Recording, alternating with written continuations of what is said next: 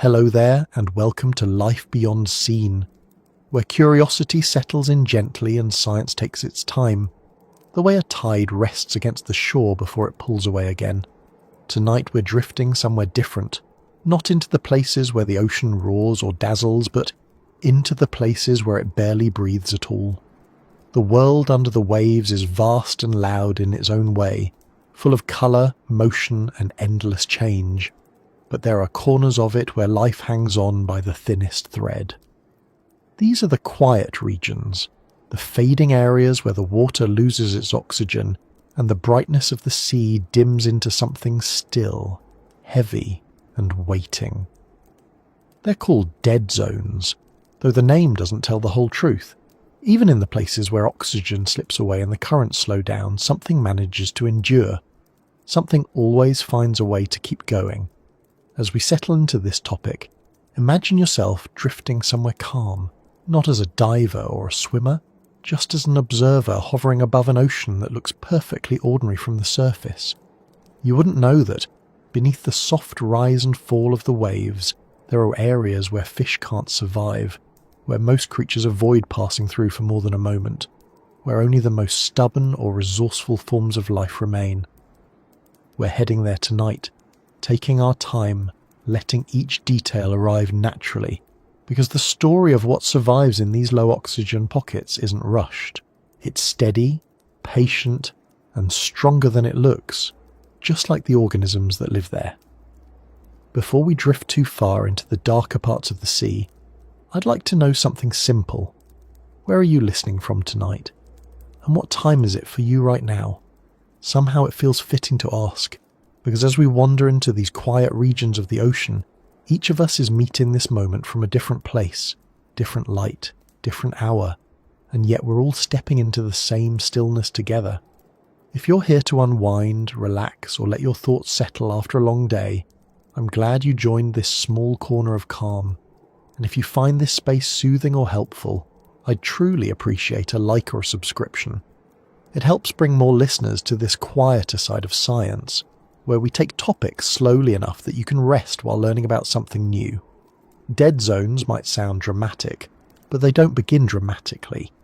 They appear gradually, forming when warm layers of water settle on top of cooler layers and stop the mixing that usually brings oxygen down from the surface.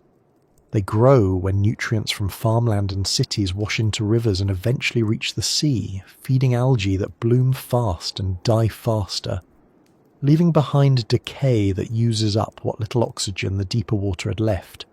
They expand with heat because warm water holds less oxygen to begin with, and currents become lazier, less eager to churn things together.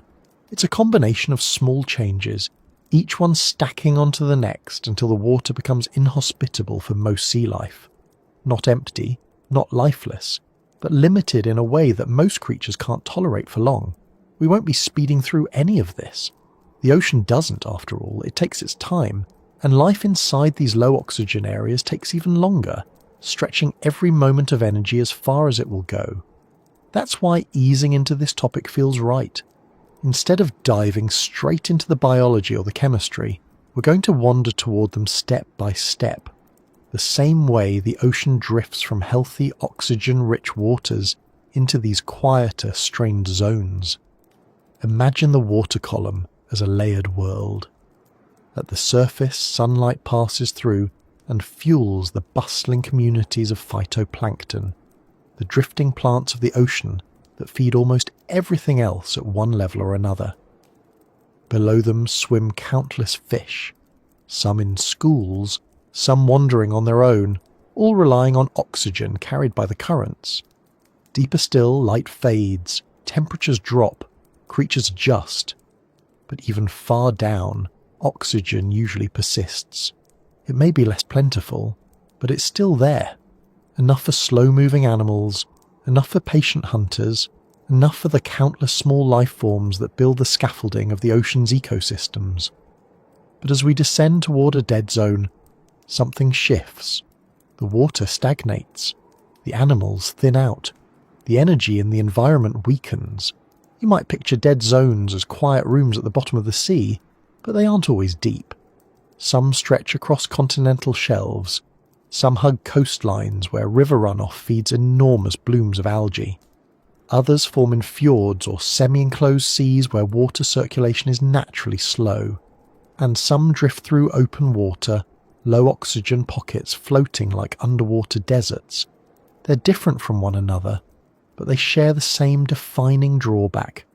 The oxygen drops below what most creatures need to function, and the usual rhythm of marine life fades into something sparse, but sparse doesn't mean empty.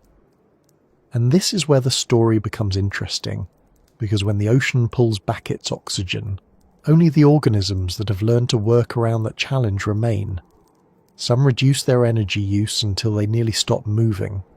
Some change the way they breathe altogether. Some rely on relationships with microorganisms that can tolerate environments most animals would flee. Some drift at the fringes, using the edges of these zones as either feeding grounds or refuge. Nothing here can afford to waste much energy. Everything that survives does so with intention, whether it's a microbe, a worm, a jelly, or an obscure type of fish that has learned to tolerate what most of the sea cannot. When we talk about what survives in places like this, we tend to imagine something eerie or otherworldly. But these organisms aren't strange as much as they are practical. They do exactly what they need to do to get by. In the open ocean, where resources shift constantly and conditions can change in minutes, that practicality is what defines survival. These creatures are specialised, adapted, uncompromising in the way they manage oxygen scarcity. And their existence tells us something important about the resilience of life. Not the dramatic version of resilience we sometimes imagine, but the slow, steady kind that persists quietly, almost unnoticed.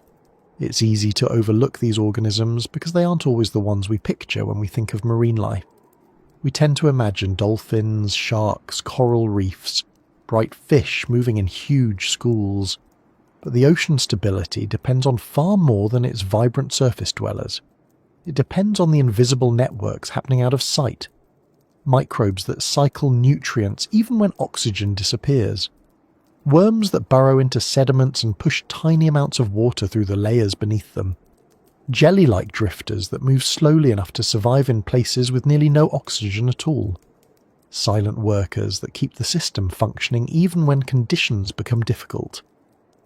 Before we move deeper into the details of these organisms and the strategies they use, it helps to picture the scale of the problem. Dead zones have been increasing over the past several decades, expanding in number and size. Climate patterns, warming waters, and nutrient runoff all play roles. And as these zones grow, the creatures that depend on oxygen-rich habitats find fewer places to go. Some migrate to narrower bands near the surface where the oxygen persists. Others try to outrun the conditions, moving along coastlines or deeper into open water, hoping to find new routes where currents still bring in fresh oxygen. But not everything can move that easily. And in the places where mobility is limited, the balance shifts toward the species that don't need oxygen the way most of their neighbours do. What's fascinating is how differently these survivors approach the same challenge. Some reduce their metabolism to a crawl, stretching every bit of energy as far as possible. Some have biochemical tricks that allow them to switch to alternative forms of respiration. Some store oxygen in their tissues when they can find it. Others avoid oxygen altogether, living entirely off chemical processes that don't require it. Some microbes even thrive in these places, not just surviving but using the harshness to their advantage. They perform chemical reactions that shape entire nutrient cycles, reactions that would be impossible in oxygen-rich waters. They become, in a sense, the rulers of these zones. While larger animals may flee, microorganisms take over. But we aren't rushing into those details yet. We'll get to all of them slowly, piece by piece, because that's how understanding builds. These organisms didn't adapt overnight, and we won't rush through their story either. The ocean's steady pace encourages us to match it, to drift carefully from one idea to the next, just as currents drift from one layer of water to another. Nothing here needs to feel abrupt or hurried. It's just a steady walk through a topic that rewards patience. If you've settled in comfortably, you can imagine the sound of distant water, not crashing or rushing, just the faint, constant movement of something enormous shifting beneath the surface. That same movement continues even in the oxygen-poor places we're exploring tonight. It's never truly silent in the ocean. There's always some form of life, some form of rhythm, even if it's slower, quieter, and more fragile than what we're used to thinking about. These dead zones aren't frozen in time. They change with the seasons. They expand and shrink. They shift with the climate. They react to storms, winds, river flows, and the organisms that live in them respond just as steadily, adjusting their behaviour based on tiny cues that most of us would never notice. As we continue, we'll begin examining the first major shift in the water column, the point where oxygen begins to run out and the types of life start to change. But for now, we're still drifting at the edge, noticing how the ocean builds the conditions that create these quiet regions. It's a slow imbalance at first. A little more warmth at the surface, a little less mixing, a few more nutrients washing in from upstream, a bloom of algae that explodes into colour and then sinks into darkness. A stretch of water that grows still, like a room where no one has opened a window in far too long. From there, the oxygen fades. Twice as fast in some places, gradually in others, and once the drop begins, the rest of the change follows. Somewhere beneath the surface, the boundary forms, not a sharp line, but a soft gradient where the rules of survival begin to shift. And that is where our story naturally leads next, continuing downward into the part of the ocean where breath becomes scarce, and the creatures that remain must live with far less than most of their neighbours could ever tolerate. When the water begins to lose its oxygen, the change doesn't unfold with any dramatic signal. There's no sudden shift that would alert a passing animal, no thunderous moment that warns the ecosystem of what's coming. It happens slowly, quietly, and so gradually that many creatures drifting through the upper layers have no sense of the shift until they begin to feel it in their bodies. For us, on land, the idea of running out of breathable air is frightening and immediate.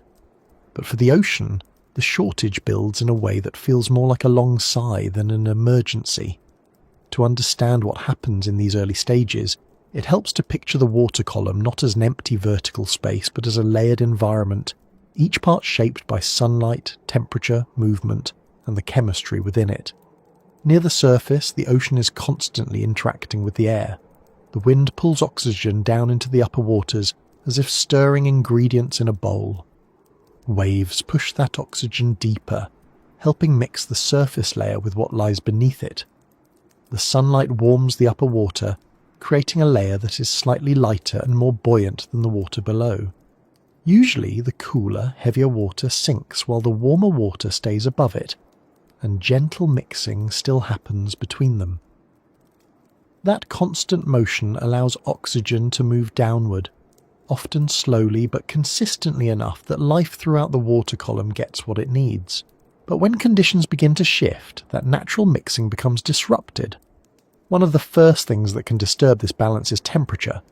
As surface waters warm more than usual, the top layer becomes even lighter, even more resistant to mixing with the cooler layers beneath. It forms a stable lid that prevents the usual churning of oxygen downward. Even small changes in temperature can amplify this effect, making the warm layer behave like a sealed cover on the ocean surface. Below that cover, the water becomes increasingly isolated. Any oxygen already present slowly gets used up by marine organisms and by chemical reactions involving decaying organic material. Without fresh oxygen coming in from above, the lower layer becomes trapped in a cycle of steady decline. Another contributor to the early stages of oxygen loss is nutrient runoff. When excess nutrients from farming, sewage, or industrial sources enter rivers and eventually reach the sea, they trigger large blooms of phytoplankton.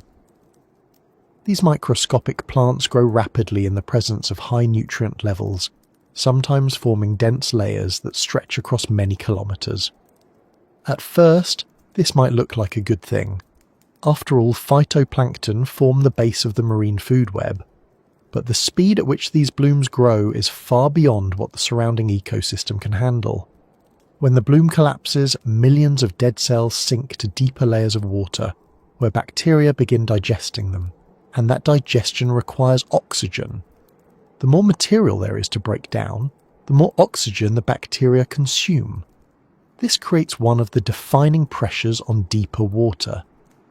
As bacteria work tirelessly to decompose the sinking organic matter, they remove oxygen from the water at a rate much higher than normal.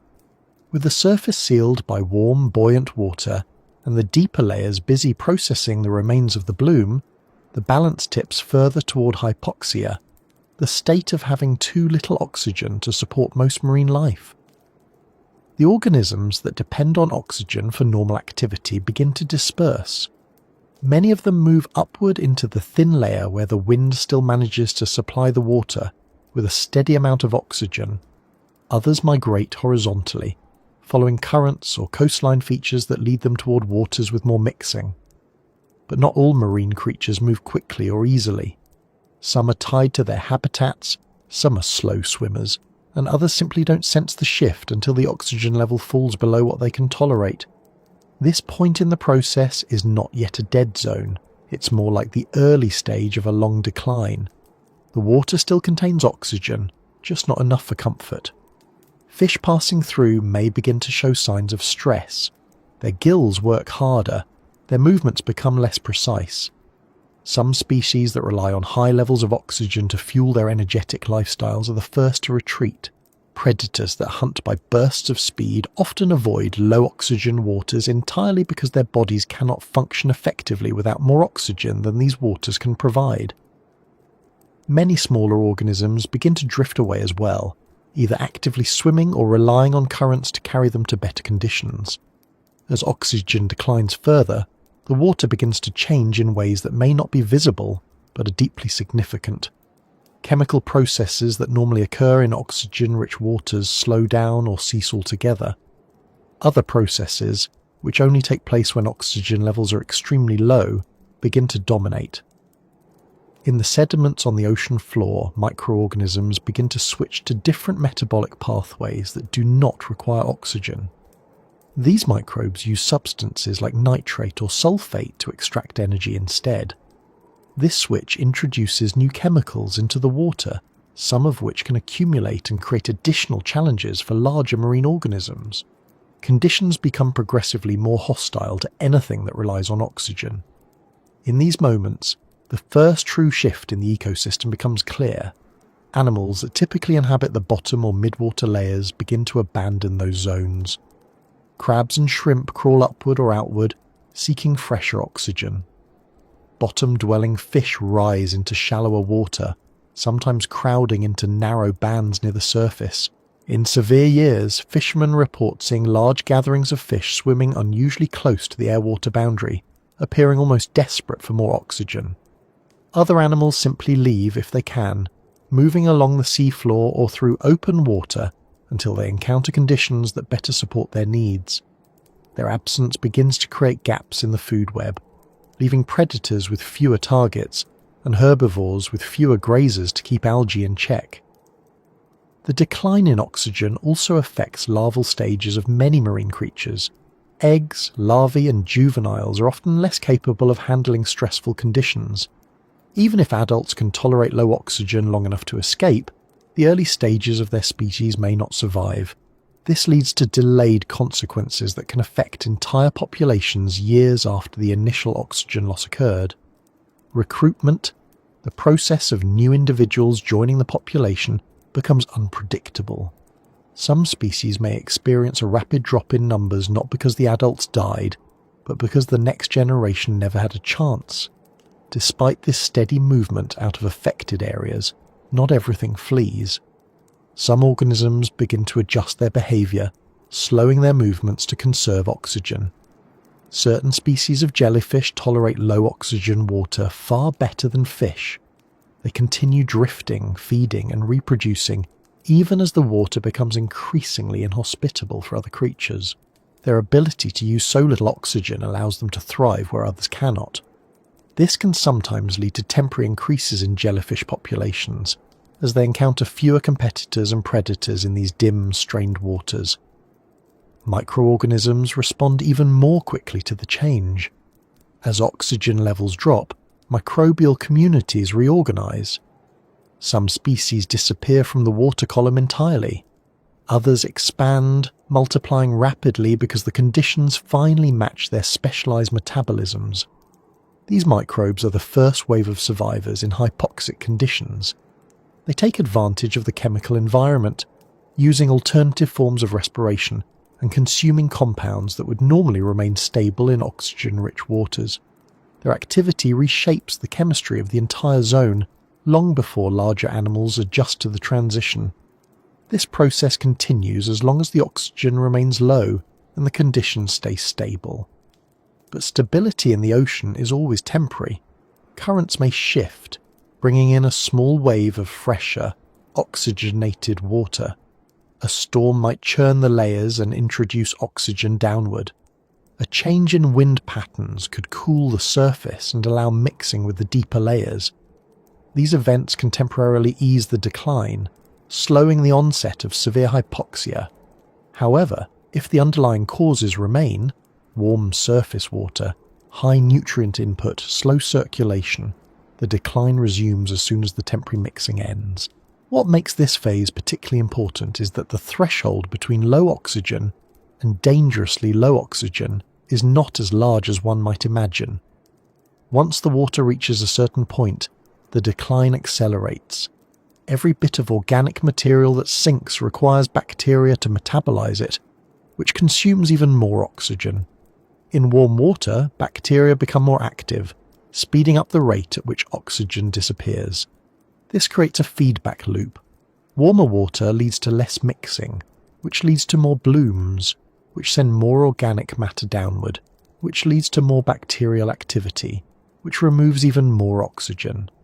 The deeper layers become deprived not just by chance, but by the mechanics of the ecosystem reacting to an overload of nutrients and a lack of circulation. For the marine life still present in these declining waters, the situation becomes more complicated. Some animals begin using behavior known as habitat compression. Rather than spreading out across a large vertical range, they gather into the narrow band of water that still contains enough oxygen to sustain them. This crowding changes feeding behaviors, predator-prey interactions, and competition. In healthy waters, many species rely on vertical movement to manage their energy use, find food, or avoid predators. When the usable layer shrinks, many of these strategies become impossible. The system becomes packed into a thin, oxygenated strip at the top of the water column. Every creature that cannot dive below or move outward has no choice but to remain in this narrow space, which increases stress on both the organisms and the food web. This stage is where the water begins to feel noticeably different to biologists measuring it. Instruments reveal the profile of the oxygen decline, showing a sharp drop in dissolved oxygen just below the surface layer. In some cases, the drop may seem almost abrupt, even though the process itself has taken weeks or months to develop. The data reveals a zone where oxygen levels fall below 2 mg per litre, the standard threshold for hypoxia. Below that threshold, many species experience difficulty maintaining normal physiological function. Some are unable to regulate their internal chemistry. Others become sluggish, lose coordination, or fail to reproduce. While a small number of species can tolerate this level of oxygen, the majority begin avoiding or abandoning the area entirely. As oxygen continues to decline beyond this point, the water moves toward a condition known as anoxia, where oxygen is nearly absent. But even before it reaches that extreme, the changes in the biological community are unmistakable. What was once a diverse ecosystem with a wide range of species becomes dominated by a handful of organisms that can tolerate or even exploit the low oxygen environment. Microbes multiply. Certain worms persist in the sediments. Some gelatinous zooplankton remain active. But fish, crustaceans, and many invertebrates vanish from the area, leaving behind a quieter, slower world that bears little resemblance to the vibrant waters above. At this stage, the water has begun its transition into what many would call a dead zone, though the term can be misleading. The water is not truly dead, but it has lost most of its familiar inhabitants. It has become a place where only the most adaptable organisms remain. These changes mark the end of the early decline and the beginning of something more complex. The slow disappearance of oxygen sets the stage for a different kind of ecosystem, one that functions on different rules and relies on different processes. The deeper we go into this environment, the clearer it becomes that oxygen is only one part of a much larger interaction between physical forces, biological reactions, and chemical shifts. The water is evolving into a place where survival takes a different form, where the strategies of the organisms that remain no longer resemble those in healthier waters. The story continues as the oxygen falls further and the inhabitants adjust in ways that reveal their remarkable ability to persist even when the ocean provides almost nothing to sustain them. When the ocean slips into a state where oxygen is scarce, the change is not only chemical, but atmospheric in its own way. The water begins to feel muted, as if the energy that usually moves through it has thinned out. It's not a silence you can hear, because of course sound still travels, currents still move, and the biological activities that continue still create their soft disturbances. But on a biological level, something has quieted. Many of the animals that would normally fill the space are no longer present. Their movements, their feeding, their constant low-level activity are gone. What remains feels steadier, slower, and unusually still for something as dynamic as the ocean. This quietness has a practical cause. Creatures that rely on steady supplies of oxygen behave differently when it starts to disappear. They reduce their movement because motion costs energy, and energy requires oxygen to process reliably. When that oxygen is not available, the animal has no choice but to lower its output. Even species that can tolerate lower oxygen levels shift their behavior.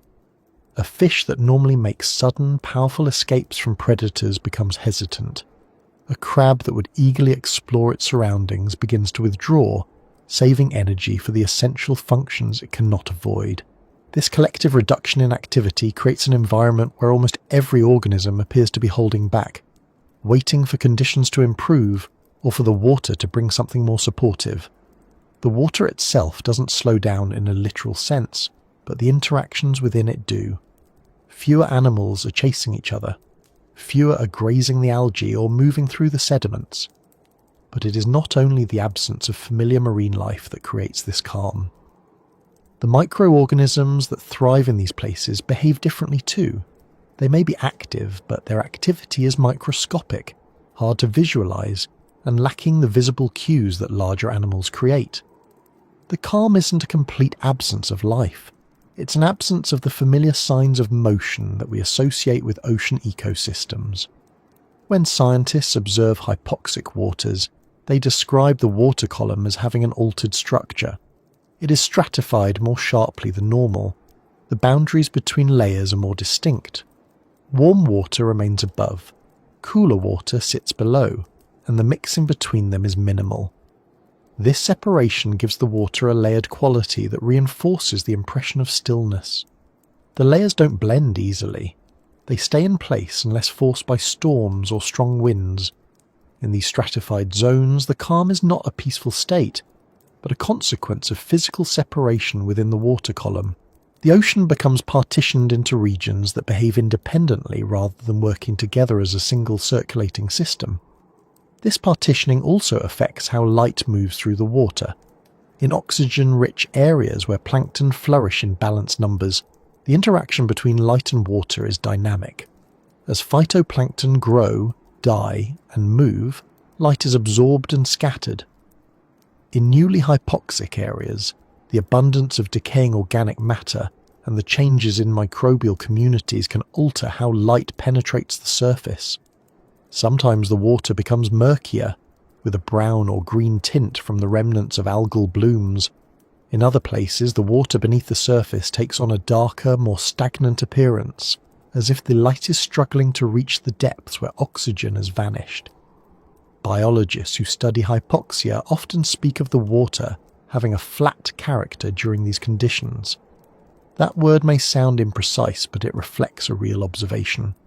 When fish schools are absent, when bottom dwellers have fled or died, and when the variety of motion within the water column diminishes, the ocean feels visually simplified.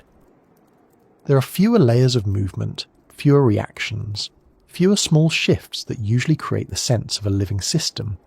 In this quietness, the organisms that remain stand out more sharply, even though they themselves may be moving very little. Some of the creatures that linger in these areas give the calm a slightly eerie quality. Certain jellyfish, for example, drift through low oxygen waters with an ease that other animals lack. Their slow pulsing movement remains nearly unchanged even when oxygen levels drop. Because they do not rely heavily on oxygen for their metabolic processes, they continue to drift, feed, and reproduce while fish retreat from the area. Their presence adds to the perception of stillness. They move at a deliberate, steady pace, their bodies rising and falling with the faintest current. No sudden motions come from them, no quick reactions. They appear unbothered by the chemical shift around them, creating a contrast with the animals that cannot stay. Worms living within the sediments also contribute to the calm. In oxygen-rich waters, many of these animals constantly process sediment, poking in and out of the substrate and stirring the material beneath them. In hypoxic conditions, only the species that can tolerate low oxygen remain, and even they reduce their activity. They digest material more slowly. They move less frequently. They leave fewer signs of disturbance along the sea floor. The sediment becomes smoother and less textured, lacking the typical patterns that active benthic life creates. This smoothness reinforces the impression that the environment has grown still. Microbial mats often form on the seafloor under prolonged hypoxia. These mats, though alive, create a unified surface appearance that hides the small-scale movements below. They're composed of dense colonies of bacteria that thrive on chemical reactions involving sulfur, nitrogen, or other compounds present in low-oxygen environments. These mats sometimes appear as pale films, yellowish layers, or cloudy white patches across the bottom. Their presence is another contributor to the quiet, muted appearance of hypoxic seas.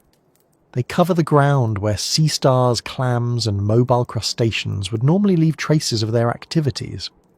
Instead, everything appears coated in a thin layer that gives the impression of inactivity. Another aspect of the calm is the change in predator-prey dynamics. In healthy waters, predators chase prey.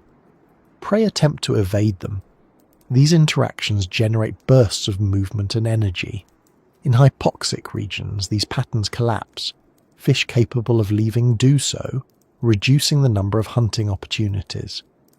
Many predators refuse to enter the area at all, because pursuing prey requires bursts of activity they cannot maintain without oxygen. Meanwhile, the prey that remain are often low-oxygen-tolerant species that do not attract the same kinds of predators. This simplified interaction reduces one of the major sources of motion in the water column. Without the constant cycle of pursuit and escape, the region grows quieter in every sense of the word. The calm is further emphasized by the absence of sound generated by certain marine animals. Many fish produce noises, whether through grinding their teeth, vibrating specialized organs, or moving water through their gill covers.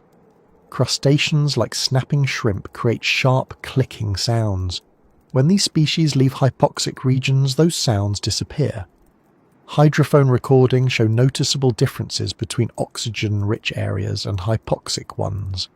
The latter contain fewer sharp noises, fewer repetitive clicks, and fewer hums created by busy animal communities. What remains are the low, continuous tones produced by distant currents or geological features. The biological contributions to ocean soundscape diminish, adding to the overall sense of emptiness. Chemical changes in hypoxic water can add specific odours or tastes noticeable to marine animals, though not to humans at the surface. Some species detect these chemical signals long before oxygen becomes dangerously low. They interpret them as warnings, prompting them to leave. The organisms that stay are either unable to detect the shift, unable to leave, or adapted to conditions in which these chemical changes mean something different to them. The calmness that follows is partly due to the departure of animals sensitive to these cues. Because their sensory warnings push them away, the waters become populated only by those who ignore or tolerate the shift, and their behaviour does not produce much visible activity. This calmness can deceive observers who might assume the area is empty, but emptiness is not the true state of hypoxic seas. The remaining organisms include bacteria performing intricate chemical cycles, certain types of plankton drifting slowly, and a few low oxygen-tolerant animals maintaining minimal movement. These activities continue out of sight for the most part. While quiet, they are crucial to the way the region develops. The chemical transformations happening in this phase set the stage for the deeper changes that occur when oxygen levels drop even further, reshaping the region into a specialized environment that supports only a handful of species.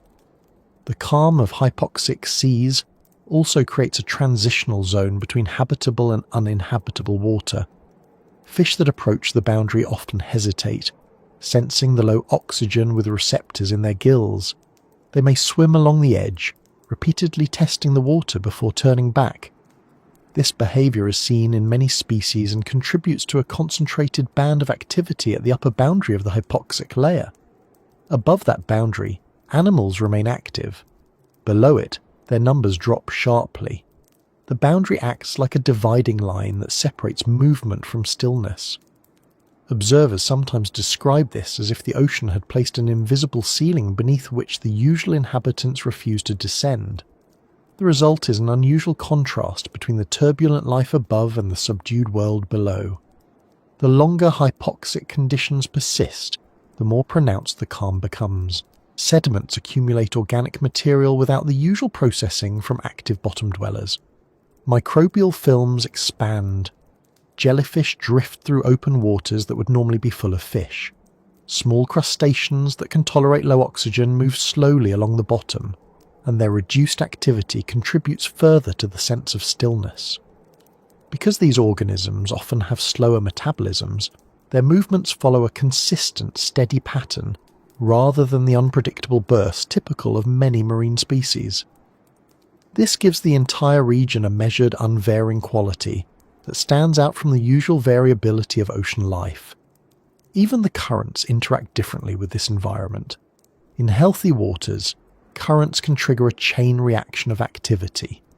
They can sweep plankton into new areas, prompting feeding events. They can push sediment along the bottom, stirring up organisms hiding there. In hypoxic waters, these reactions are muted. Currents continue to move, but there are fewer creatures responding immediately to these shifts. The water's motion does not translate into biological motion in the same way. This disconnect between physical forces and biological response makes the region feel detached from the usual ocean rhythms. Hypoxic seas can persist for weeks, months, or even years depending on the region. During their longest phases, they begin to take on predictable traits beyond the calm itself. The remaining organisms settle into patterns that become routine for them. Microbes running anaerobic processes become the dominant life forms. Jellies use the open space to feed with less competition. Certain small worms and crustaceans adjust to the conditions and continue their slow activity. Over time, these patterns reinforce the calm and reduce the likelihood of rapid ecological rebound. If oxygen returns suddenly, many of these organisms will adjust again. But while hypoxia remains, they define the environment. This calm is not a sign of stability. It is the visible surface of a system under stress. The lack of movement, the minimal interactions, and the reduced diversity are signals that the region is unable to support the level of life it once held. The calmness becomes a kind of quiet warning. Once the water reaches a point where it no longer sustains active communities, reversing that condition requires either large-scale physical mixing or the reduction of nutrient input that triggered the hypoxia in the first place. Without intervention, the calm persists and may deepen toward a more severe state, in which the water approaches or reaches complete anoxia. As this phase continues, it becomes clearer why certain organisms survive when others cannot. Their metabolic strategies, tolerance levels, and ecological roles determine their chances of remaining within these waters. The calm of hypoxic seas provides the setting in which these differences appear most dramatically. It is within this quiet environment that the next stage of adaptation begins to emerge, revealing how life adjusts when oxygen is no longer guaranteed, and survival requires entirely new strategies shaped by scarcity and endurance. Some of the most revealing moments in a hypoxic region come from watching the animals that refuse to leave even after the oxygen has dropped to levels most creatures would struggle with. These are not always dramatic or imposing species. They're often small, sometimes slow, and occasionally dismissed in healthier ecosystems because they tend to hide, burrow, or drift without drawing much attention. But in the quiet of low oxygen waters, their presence becomes a kind of signature. They remain where others have fled, holding on to whatever small opportunities the ecosystem still offers. Their persistence is not rooted in strength or size, but in an array of physical and behavioural adjustments that allow them to function in environments many animals would avoid altogether. One of the first groups to consider are fish that have evolved the capacity to tolerate short periods of low oxygen, often by modifying their behaviour before modifying their physiology. Some of these species approach hypoxic water cautiously, sensing the shortage and adjusting their movements in ways that reduce oxygen demand. For example, certain species of croaker and drumfish continue to occupy hypoxic waters longer than other fish because they shift from active swimming to slow gliding. When their bodies no longer require rapid bursts of energy, they rely less heavily on the fast-twitch muscle fibres that need the most oxygen. This subtle shift in behaviour allows them to maintain a presence in areas where other species begin to struggle. These fish also tend to reduce activities that would normally expend energy, such as aggressive displays, territorial defence, or courtship movements. Even though they stay in the region, they do so in a way that minimises the cost of remaining there. Another group known for enduring low oxygen conditions are certain flatfish species. They're often associated with seafloors in coastal areas, and some have developed strong tolerance for oxygen levels that would challenge most other fish. Part of their success is tied to how they live. Instead of swimming in the water column, they rest along the sediment where slight differences in oxygen levels might give them a small advantage. Some microcurrents created by subtle topographic features on the seafloor can bring faint traces of oxygen to their gill area. By remaining still and positioning themselves carefully, these fish can survive longer in hypoxic zones than those that rely on constant motion. Their gill structures are also adapted to maximise oxygen extraction, allowing them to absorb more from the water even when the supply is extremely low. A different strategy appears in some species of catfish and eels living in estuarine environments. These animals utilise the ability to gulp air at the surface when needed. Even in marine or brackish waters, some of them rise periodically to take in oxygen directly from the atmosphere. Their bodies contain vascular structures capable of absorbing oxygen through specialised tissues, supplementing what they draw from the water. This dual strategy allows them to inhabit waters that many other species would consider unlivable. These animals are not dependent on this ability in normal situations, but when hypoxia develops, the option to access air gives them a significant advantage. Beyond fish, crustaceans provide some of the most interesting examples of creatures refusing to give up on oxygen-depleted environments. Many shrimp species cannot tolerate hypoxia and flee early, but a few are equipped with strategies that let them remain longer than expected. Some species reduce their metabolic rate dramatically, almost entering a slowed physiological state to conserve the oxygen in their bodies. Their gills are efficient at extracting oxygen, and in some cases they can survive in waters where oxygen levels fall below the threshold that would kill less adaptable crustaceans. Their continued presence maintains part of the lower food web, though their reduced movement changes how they interact with their surroundings. Crabs show an even wider range of responses to low oxygen. Blue crabs, for example, can tolerate a surprising degree of hypoxia for short periods by retreating into shallow waters where oxygen from the atmosphere diffuses into the surface layer. They adjust their behaviour by moving less and reducing their feeding. At extremely low oxygen levels, they switch to anaerobic metabolic pathways that allow them to sustain basic functions for limited times. Although anaerobic metabolism is inefficient and cannot support them indefinitely, it gives them enough time to survive short hypoxic events until mixing or circulation returns. Other crab species take advantage of burrows they dig into the sediment. While the sediment itself can become hypoxic or even anoxic, some burrows allow small threads of oxygenated water to enter, creating pockets where crabs can endure longer than they would in the open water. Mollusks also appear frequently among the species that resist leaving hypoxic areas.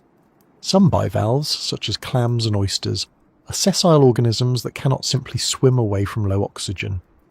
Their persistence is not optional, but necessary, and their survival depends on physiological flexibility. Certain clam species reduce their metabolic rate dramatically, lowering their oxygen requirements by slowing their feeding and filtration processes. Some can even close their shells for extended periods, trapping a small amount of oxygen-rich water inside. Although this strategy cannot support them indefinitely, it allows them to endure episodes of low oxygen until conditions improve. Mussels have similar capabilities, though their tolerance thresholds vary widely depending on species and environment. A few species of snails living near the seafloor also show resilience in low oxygen environments. Their metabolic demands are generally lower than those of more active animals, and some have the ability to store oxygen in hemocyanin-rich blood that carries higher oxygen binding capacity. While they still experience stress in hypoxic waters, their ability to slow movement and their naturally low respiratory demands give them an advantage. Because they often feed on detritus or slow-growing algal films, they can continue feeding even when other animals have left the area, maintaining at least part of the benthic nutrient cycle. An important group of organisms that endure hypoxia are polychaete worms. These segmented worms occupy sediments in a wide range of marine habitats. Many species have gills or parapodia rich in blood vessels that allow them to absorb oxygen efficiently, even in low concentrations. Some species adjust by burrowing closer to the surface of sediments where oxygen penetration is slightly higher.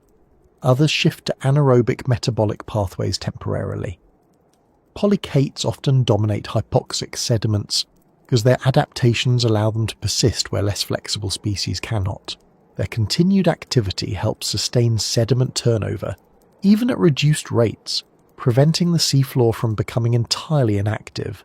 The group that shows the most impressive array of adaptations, however, are microorganisms. Bacteria and archaea capable of surviving without oxygen are common in many marine environments, but their role becomes dominant in hypoxic and anoxic zones.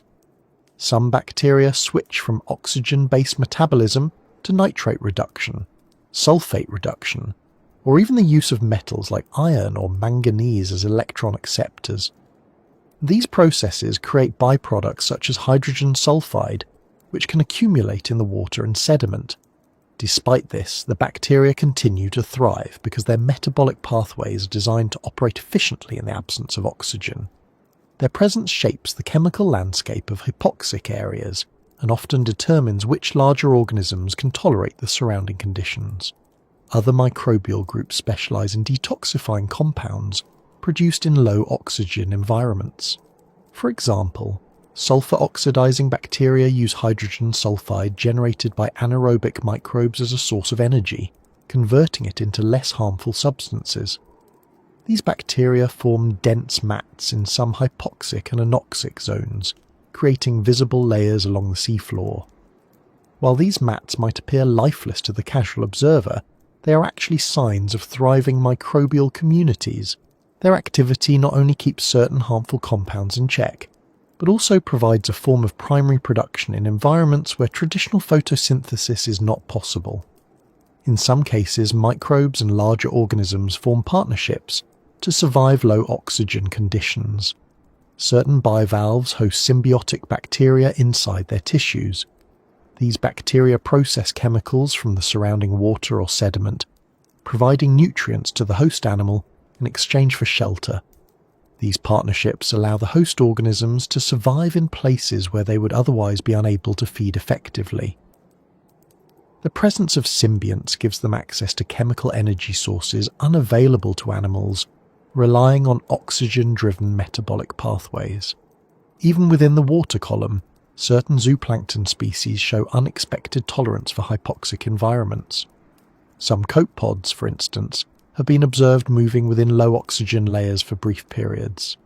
They do not remain there permanently, but their ability to enter and leave these waters allows them to exploit food sources that most other zooplankton avoid. Their movements through the boundary layers between oxygen-rich and oxygen-poor water contribute to small-scale mixing, influencing nutrient distribution. Some species accumulate oxygen in their bodies while they are in more oxygenated waters, storing enough to allow them to remain below the threshold for short intervals. This strategy gives them access to regions where predation pressure is lower because so many predators cannot enter. Jellyfish remain one of the most recognizable creatures that persist in hypoxic seas. Their simple body structure, low metabolic requirements, and reliance on passive feeding allow them to thrive in conditions that make life difficult for many other species. Jellies do not require much oxygen to maintain their buoyancy or movement. Their tissues absorb what they need directly from the water, and because their oxygen demands are modest, they can continue moving slowly through the water column long after fish have either retreated or died. Their ability to exploit these conditions can lead to temporary increases in jellyfish numbers, since competition for food is reduced. This phenomenon has been observed in several regions affected by hypoxia, including parts of the Gulf of Mexico and the Baltic Sea. Some species of squid show remarkable short-term tolerance to hypoxic waters by regulating their buoyancy and reducing activity. These are typically smaller species, not the large active squid associated with deep dives and high-speed hunting. They slow their jet propulsion, hover more often, and depend on ambush tactics rather than active pursuit. Their tolerance is limited, but it allows them to persist in mildly hypoxic regions where larger predators withdraw. When oxygen drops too low, they leave the area quickly, but their initial resistance places them among the group that holds on longer than many fish. Several species of small fish, known as killifish, demonstrate a more advanced form of hypoxia tolerance. They can switch to anaerobic metabolism for longer periods than many marine species. Additionally, their bodies can alter the expression of certain proteins involved in oxygen transport, giving them increased efficiency when oxygen becomes scarce.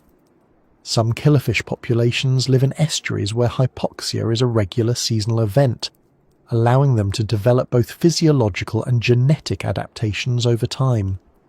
These fish often serve as model organisms for understanding how vertebrates respond to low oxygen environments. Even coral reefs, though often highly sensitive to water quality changes, contain a few coral species that tolerate short-term hypoxia.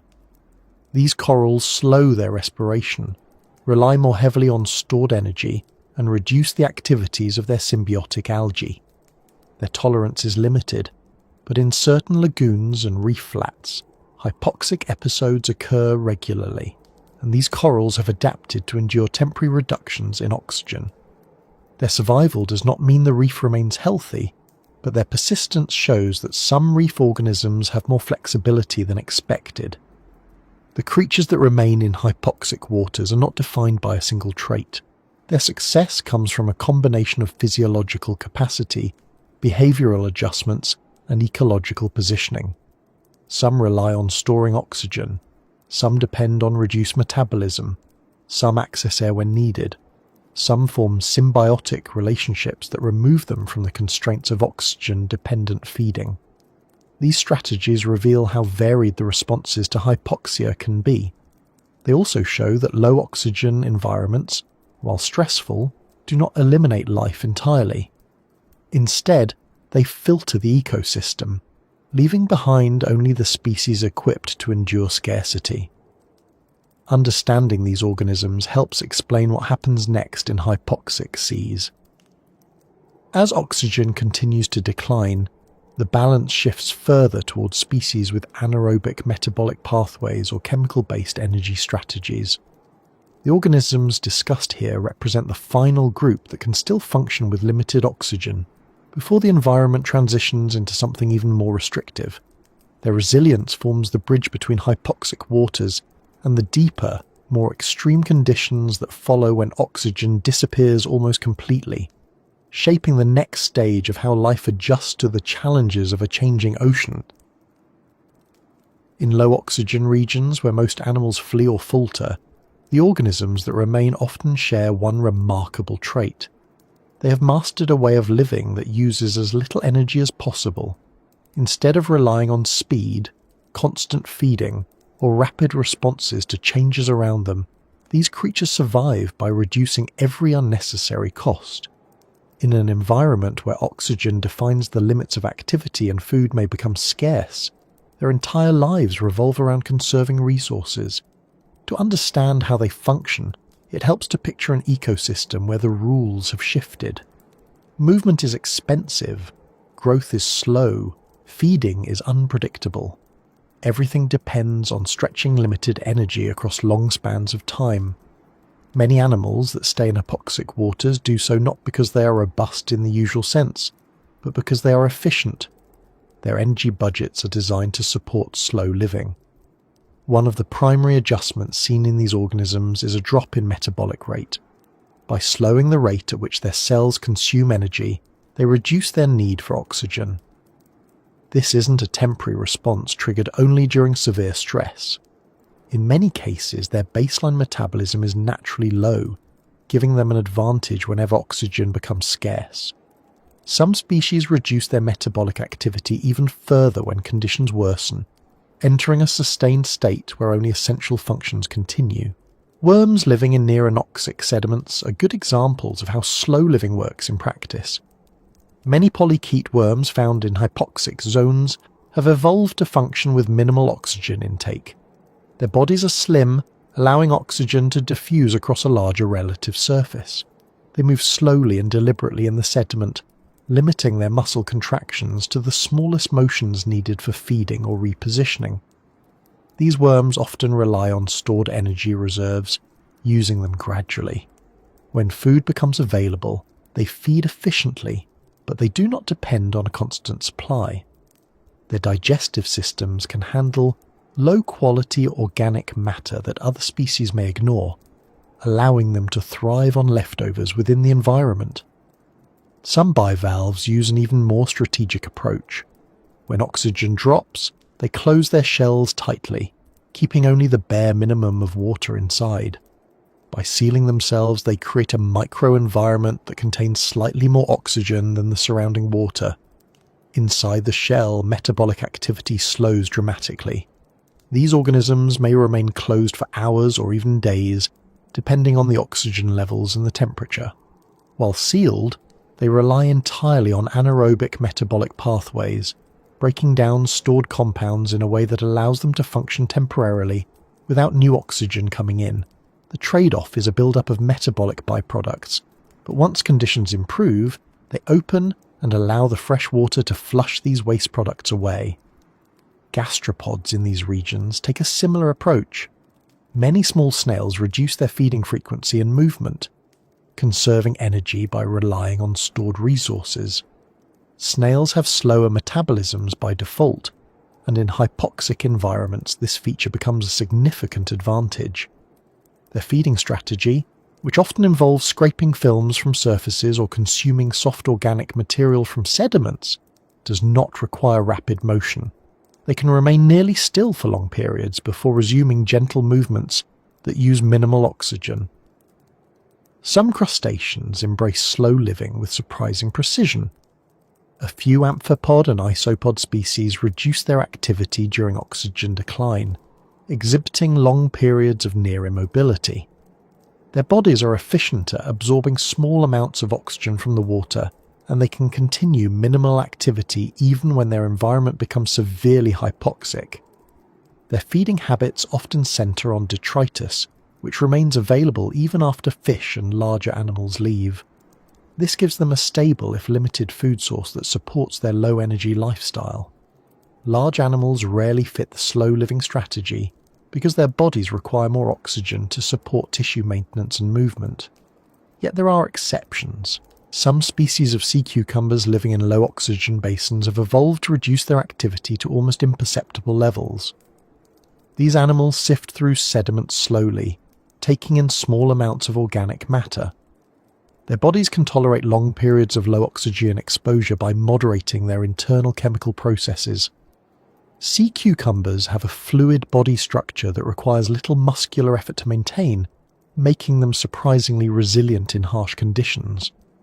Another example comes from certain species of brittle stars. Although many brittle stars leave hypoxic areas, some tolerate low oxygen by reducing their feeding and limiting the use of their arms. Instead of crawling actively over the sea floor, they anchor themselves in a stable location and wait for organic particles to drift near their arms.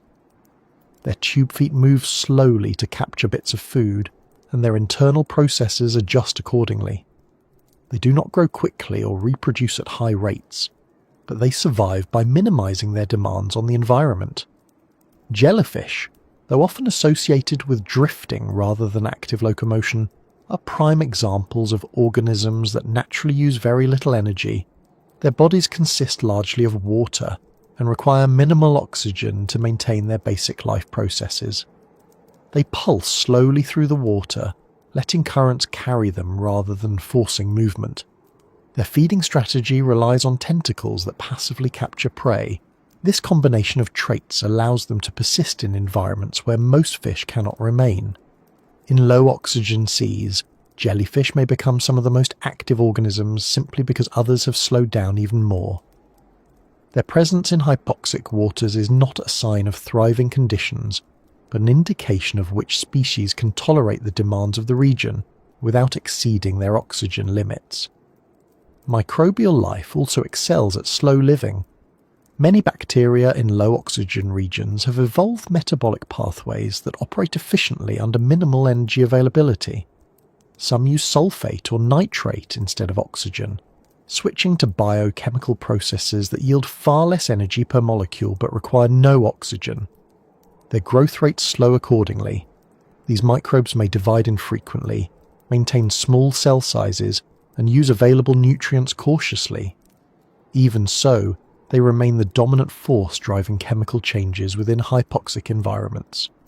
Their slow, consistent activity ensures that organic matter continues to decompose, though at a pace far different from oxygen-rich conditions.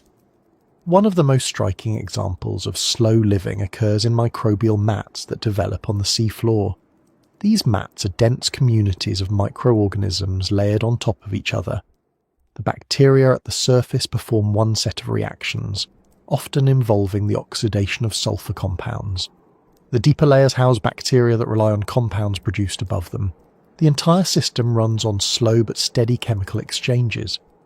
Even though each individual cell has low energy requirements, the collective output of the mat significantly influences the surrounding environment. These mats can persist for long periods, providing stability in areas where most other forms of life struggle. Some species of small, slow-growing sponges are also able to tolerate low oxygen conditions better than expected. Their filtration systems can operate at reduced rates, drawing small amounts of water through their bodies. When oxygen levels drop, they reduce pumping to conserve energy. Sponges have symbiotic relationships with various bacteria, some of which carry out metabolic functions that assist the host. These microbial partners allow the sponge to access nutrients through chemical processes that require less oxygen than typical metabolic pathways. As a result, sponges can persist in areas where many larger animals would not survive. In long-lasting hypoxic zones, different species show staggered patterns of endurance. Some organisms remain active for only short intervals before resting. Others maintain slow but constant activity. These staggered strategies allow multiple species to coexist even in limited space. For instance, a slow-grazing snail may feed intermittently, moving only occasionally. A nearby polychaete worm may remain buried for hours at a time, emerging only when needed to gather food. A crustacean may remain nearly motionless, conserving oxygen, until something small drifts close enough to grasp. Together, these organisms form a network of slow interactions that keep the ecosystem functioning in a highly altered state. Feeding behavior also shifts dramatically under hypoxia. Many organisms reduce their need for food by decreasing their metabolic demands. Those that do feed often rely on detritus and sediment-associated organic matter, which accumulates due to the lack of larger animals consuming it. Because the rate of decay slows when oxygen is low, detritus may persist longer than usual. This gives slow-moving animals a steady if modest food source. Their ability to process poor-quality organic matter is a defining trait of low-oxygen survivors. These feeding strategies also limit their involvement in active food webs, reducing predator-prey interactions and keeping the system stable at low energy levels. Reproduction in slow-living organisms also reflects their environment. Many species produce fewer offspring during hypoxic conditions, investing more energy into maintaining basic functions. When they do reproduce, they may release eggs or larvae at times when oxygen levels rise temporarily, allowing the next generation a better chance of survival. Some species produce offspring that can disperse quickly to find more favourable conditions. Others create larvae that are more resistant to low oxygen, though these adaptations vary widely across species. Even communication shifts. Many animals rely on chemical signals to find mates, detect predators, or locate food. In hypoxic waters, the diffusion of these chemicals changes. Some signals degrade more slowly due to reduced microbial activity, while others may spread differently because of stratified water layers. Slow-living animals adapt by relying less on fast chemical communication and more on passive cues such as the movement of water or contact with sediment. Their sensory systems do not shut down completely, but they adjust to the altered environment in ways that complement their limited energy budgets. The physiology of slow-living animals contains specific adaptations that support this lifestyle. Some species possess proteins that bind oxygen more strongly, allowing them to extract as much oxygen as possible from the surrounding water. Others increase the number of mitochondria in their cells, improving their ability to generate small amounts of energy under low oxygen conditions. Still others adjust the fluidity of their cell membranes to reduce energy leakage. These cellular details support the broader strategy of surviving on minimal inputs. Behaviorally, many organisms adopt patterns that reduce risk. In oxygen-rich seas, animals may move widely to find food or mates. In hypoxic waters, extensive movement can be fatal. Slow-living creatures often remain in restricted areas, exploring only when necessary. They learn the microhabitats where slight variations in oxygen levels occur, positioning themselves carefully within those narrow windows. This behavior reflects a finely tuned sense of their surroundings, developed through generations of adaptation. The slow pace of life in a hypoxic environment also affects the flow of nutrients. In oxygen-rich waters, active animals stir sediments, consume material, and recycle nutrients quickly. In low oxygen areas, this process pauses. Nutrient cycling continues, but at a speed dictated by the microorganisms and slow-moving animals that dominate the ecosystem. Their steady actions maintain a baseline of biological processing that prevents the area from becoming completely static. Sediments accumulate material, but they also house the bacteria and worms that break it down. Despite the reduced pace, these processes remain vital for keeping the environment functional. These organisms also serve as the final anchors of life before the transition into anoxic zones. Their adaptations allow them to survive where oxygen exists only in faint traces. They form the last line of oxygen-dependent life, bridging the gap between habitats that support a variety of species and those that support only microorganisms using anaerobic pathways. Their persistence shapes the boundary between these two worlds, influencing how the environment transforms as oxygen levels continue to decline. Understanding how these organisms operate gives insight into the resilience of life under stress. Their strategies are not built on strength or speed, but on restraint, efficiency, and careful use of resources. They represent the culmination of countless adjustments shaped by the pressures of their environment. As conditions change, these creatures do not resist the shift by intensifying their efforts. They adapt by reducing their demands, accepting the limitations imposed by the water, and finding ways to exist within those limits. Their success provides the foundation for understanding the next stage of hypoxic ecosystems. As oxygen becomes even scarcer and the environment moves toward complete anoxia, the organisms that rely on slow living give way to those that no longer depend on oxygen at all. The pace of life changes again, driven by chemical reactions rather than oxygen-based metabolism. The transition from slow living to anaerobic survival marks another shift in how the ecosystem functions, setting the stage for the distinct communities that follow. In the dim layers of water where oxygen falls away and larger creatures retreat, a different world takes shape.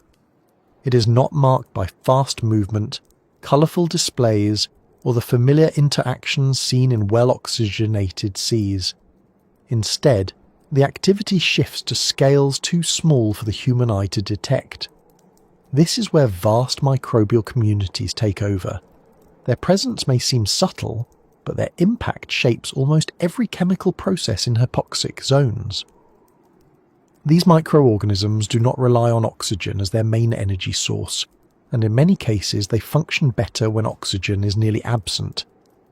Their strategies are not the adaptations of panic or temporary survival. They are the product of long evolutionary histories that prepared them for environments where oxygen is unreliable. When oxygen begins to diminish, the first group of microbes to expand are those that can shift between oxygen-based and oxygen-free metabolism. They use oxygen when it's available, and when it disappears they switch to alternative pathways. This flexibility allows them to dominate the early stages of hypoxia. Their numbers grow as the competition from other microorganisms declines. These microbes are often the bridge between the last traces of oxygen use and the onset of conditions where only anaerobic processes can occur. They occupy the intermediate layer between the healthier waters above and the deeper, oxygen-stripped waters below, shaping the transition zone with a variety of chemical reactions. As the oxygen drops closer to zero, other groups become more prominent. These microorganisms rely entirely on chemical processes that do not involve oxygen. Some of them use nitrate, a compound naturally present in seawater, as a substitute for oxygen. Nitrate reduction produces nitrogen gas, which bubbles out of the ecosystem.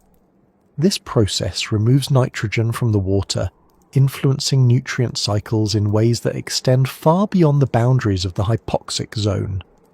The removal of nitrogen reduces the amount available for algal growth, yet it rarely offsets the large inputs from runoff and decaying organic matter.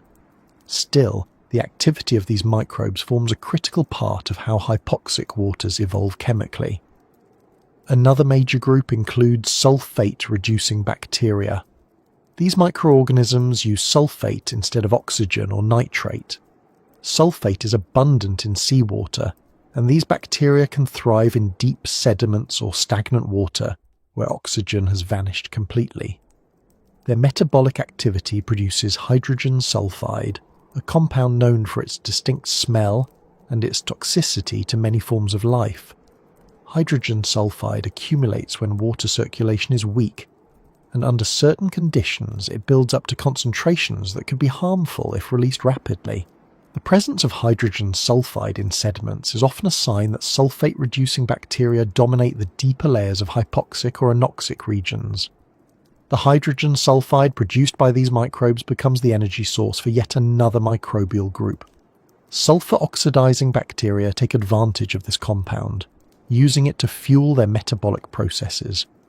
They convert hydrogen sulfide into sulfate again, often producing visible mats along the seafloor, or in layers where oxygen and hydrogen sulfide meet.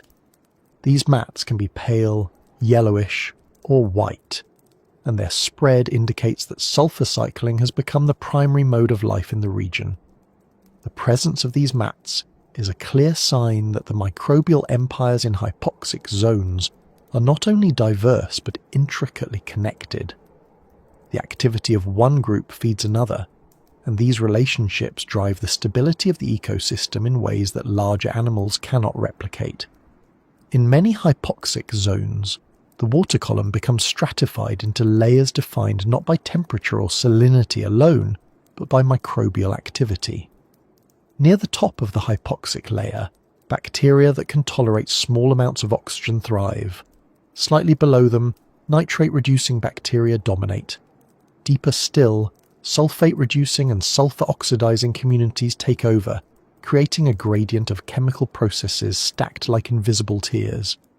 Each layer has a distinct combination of chemical reactions that set it apart from the layers above and below. Because these microbes respond directly to the availability of different compounds, they organize themselves into patterns that reflect the chemical structure of the water. This organization may seem spontaneous, but it is the product of continuous interactions. As one group of microbes processes a compound, they produce byproducts that serve as resources for another group. If nitrate-reducing bacteria consume available nitrate, their waste products may accumulate, influencing how the next group functions. Sulfate-reducing bacteria rely on the presence of organic carbon, which comes from decaying organisms or the remains of algae. When their activity intensifies, they produce hydrogen sulfide, which immediately supports the sulfur oxidizers. The entire system is anchored in a cycle where no single organism stands alone. Each contributes to the larger process of maintaining chemical balance in the absence of oxygen. Some microorganisms in hypoxic zones use even more unusual strategies. Certain bacteria can use iron or manganese in their metabolic processes, oxidizing or reducing these metals as energy sources. These reactions create distinct layers of chemically modified metals within sediments. Over time, iron-rich layers can build up in hypoxic basins, reflecting long periods of low oxygen conditions. The microbes responsible for these reactions play essential roles in shaping sediment deposits, influencing how nutrients and trace metals move through the environment. Although their activity is complex, it represents another example of how adaptable microbial life can be when faced with limited oxygen. Archaea also play significant roles in hypoxic and anoxic environments. These microorganisms are distinct from bacteria and possess unique metabolic capabilities. Some archaea produce methane from organic matter, using a process known as methanogenesis. Methane production occurs in the deepest, most oxygen-depleted parts of the sediment where other energy sources are exhausted. These methane-producing archaea form the endpoint of many chemical reactions in anoxic environments. They operate slowly, often requiring long periods to produce significant amounts of methane. Yet their presence indicates that the microbial community has shifted into a mode where even the most reduced chemical reactions are underway. Methane does not always remain in the sediments. Some bacteria can consume methane, using it as their primary energy source. These methane-oxidizing bacteria occupy layers just above the methanogenic archaea. When methane diffuses upward, it encounters these bacteria, which convert it into carbon dioxide or other compounds. This interaction between methane producers and methane consumers creates another cycle within the system, stabilizing conditions and preventing large amounts of methane from entering the water column. The presence of these paired communities shows how deeply interconnected the microbial processes are in oxygen-depleted waters. Microbial mats represent some of the most visually striking features in hypoxic and anoxic environments. These mats form dense layers of bacteria that accumulate on the seafloor or attach to underwater surfaces. Their structure can vary from thin veneers to thick cohesive sheets, several centimeters deep. They often contain multiple layers of different microorganisms, each specializing in a particular chemical process. The upper layers may contain bacteria that tolerate small amounts of light and oxygen, while the deeper layers host sulfate-reducing bacteria or other anaerobic organisms. These mats can persist for long periods, growing slowly but consistently. They contribute to sediment stability, and serve as microhabitats for small animals that can endure low oxygen conditions. In some regions, microbial mats create a stable foundation for entire microecosystems. Small worms, crustaceans, and other benthic organisms feed on the surface of the mats, grazing on the bacteria or consuming organic material trapped within them. These grazers are often slow-moving, reflecting the broader pattern of low energy living in hypoxic zones. Their interactions with the mats help shape the distribution of microbial communities, although their impact is minor compared to the overwhelming influence of the microbes themselves. The dominance of microbial life in hypoxic areas is not limited to the seafloor. The water column also contains floating aggregates known as marine snow. This material consists of decaying organic matter, dead plankton, fecal pellets, and other particles that slowly sink through the water. As marine snow drifts downward, it carries with it a community of microorganisms that continue breaking down the material. When the particles pass through hypoxic layers, the microbes adjust their metabolic processes to match local conditions. By the time marine snow reaches the seafloor, it has often undergone several stages of microbial processing. These particles are essential sources of carbon and nutrients in low oxygen regions, supporting the microbial communities that dominate there. Some hypoxic zones have persistent water masses that remain isolated from the rest of the ocean for long periods. In these places, microbial communities evolve unique characteristics. Because outside factors such as temperature and salinity remain relatively stable, the chemical structure of the water becomes shaped almost entirely by microbial processes. These isolated systems develop distinctive layers enriched with compounds like ammonia, nitrite, iron sulfide, or methane. Microbes in these areas become highly specialized, often relying on narrow metabolic pathways tailored to the precise chemical environment around them. The stability of these systems allows rare or ancient microbial lineages to persist, providing valuable insights into how life can adapt to extreme conditions. Microbial life in hypoxic zones also influences the global carbon cycle. By processing organic matter that would otherwise accumulate, these microbes help regulate the flow of carbon through the ocean. Some pathways convert organic carbon into inorganic forms. Others produce gases such as methane or nitrous oxide, which can escape into the atmosphere under certain conditions. Although the release of these gases is limited in stable hypoxic zones, disturbances such as storms or upwelling events can bring deeper water to the surface, releasing trapped gases. The microbial activity leading to these releases reflects the long-term impact of hypoxia on global climate processes, even if the immediate effects remain subtle. One of the most surprising aspects of microbial life in hypoxic waters is how quickly these communities respond to environmental changes. When oxygen becomes available, some microbes switch back to oxygen-based metabolism almost immediately. Others withdraw into dormancy until conditions favour their activity. Likewise, when oxygen drops again, anaerobic processes resume rapidly.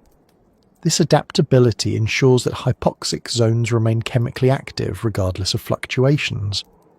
Microbial communities do not need stable conditions to function. They shift between different modes depending on what the water provides. The efficiency of microbial processes in hypoxic zones reveals why larger animals struggle to compete. In oxygen-rich waters, animals and microbes work together to recycle nutrients. In oxygen-poor regions, microbes take over nearly all of that responsibility. Their flexibility, combined with their minimal energy needs, allows them to dominate environments where oxygen-based life cannot persist. Their empires grow not through visible expansion but through biochemical influence. They shape the pH of the water, the distribution of nitrogen, the cycling of sulfur, and the transformation of carbon. Their presence defines the chemistry of the habitat more than any other group. These microbial communities also create conditions that further discourage the return of oxygen-dependent animals. Some of the byproducts they produce, such as hydrogen sulfide or ammonia, make the environment hostile even if oxygen returns temporarily. This does not mean that larger animals cannot re-enter the area, but it means that conditions may not support a full recovery without additional physical mixing or a reduction in nutrient input. The dominance of microbes can create a self-reinforcing cycle where their activity maintains the chemical state that benefits them, slowing the return of more oxygen-dependent organisms. In regions where hypoxia develops seasonally, microbial communities undergo recurring shifts.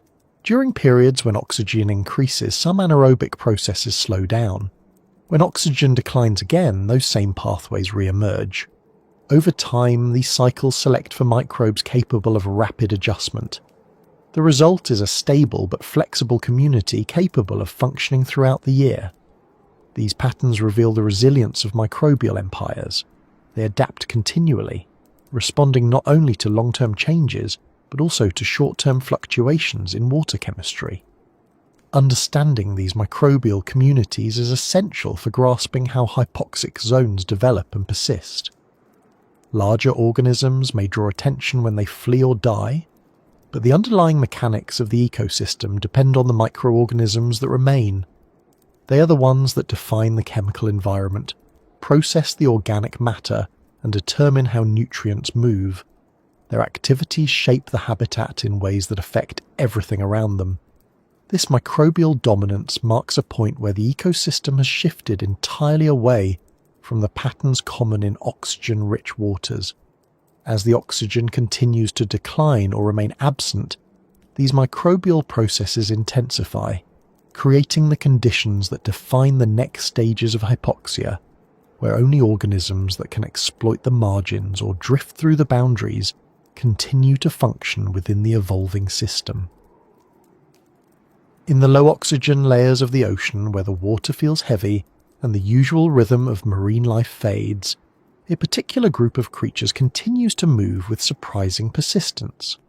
They drift along the boundary where oxygen begins to disappear, navigating a region that challenges almost every species that enters it. These organisms do not thrive in the same sense that animals in healthier waters do, but they persist, and their persistence reveals how life can function in narrow spaces where conditions change abruptly from tolerable to deadly. These drifters are creatures that rely on movement not powered by strength or speed, but by careful timing, efficient physiology, and the ability to exist in a zone that many other species avoid. One of the most recognizable drifters in low oxygen regions is the jellyfish. Jellies have bodies that depend very little on complex tissues, and this simplicity allows them to tolerate conditions that push other animals past their limits. Their movements require minimal energy. They pulse gently, propelling themselves forward in small increments, and when the water column stabilizes around them, they let the currents do most of the work. Their tissues absorb enough oxygen to maintain essential functions, and because their demands are low, they are able to continue feeding even in areas with very limited resources. The absence of competitors gives them an opportunity to occupy territory that was once crowded with fish. They consume small plankton or drifting organic particles, using a strategy that fits naturally within the slow pace required to survive at the edge of hypoxia. Some species of comb jellies also appear frequently in these regions. Unlike true jellyfish, comb jellies move using rows of cilia that beat in coordinated waves. These movements generate very little turbulence and require far less energy than muscular propulsion. Their transparent bodies blend into the water around them, and their feeding relies on sticky cells that capture plankton as they drift. In oxygen-poor layers, these animals take advantage of lower predation pressure. Many predators cannot enter these regions without risking oxygen deprivation. With fewer threats around, comb jellies drift more openly, expanding their feeding area and maintaining their slow but steady movements. Zooplankton represent another important group of drifters that frequent the edges of hypoxia.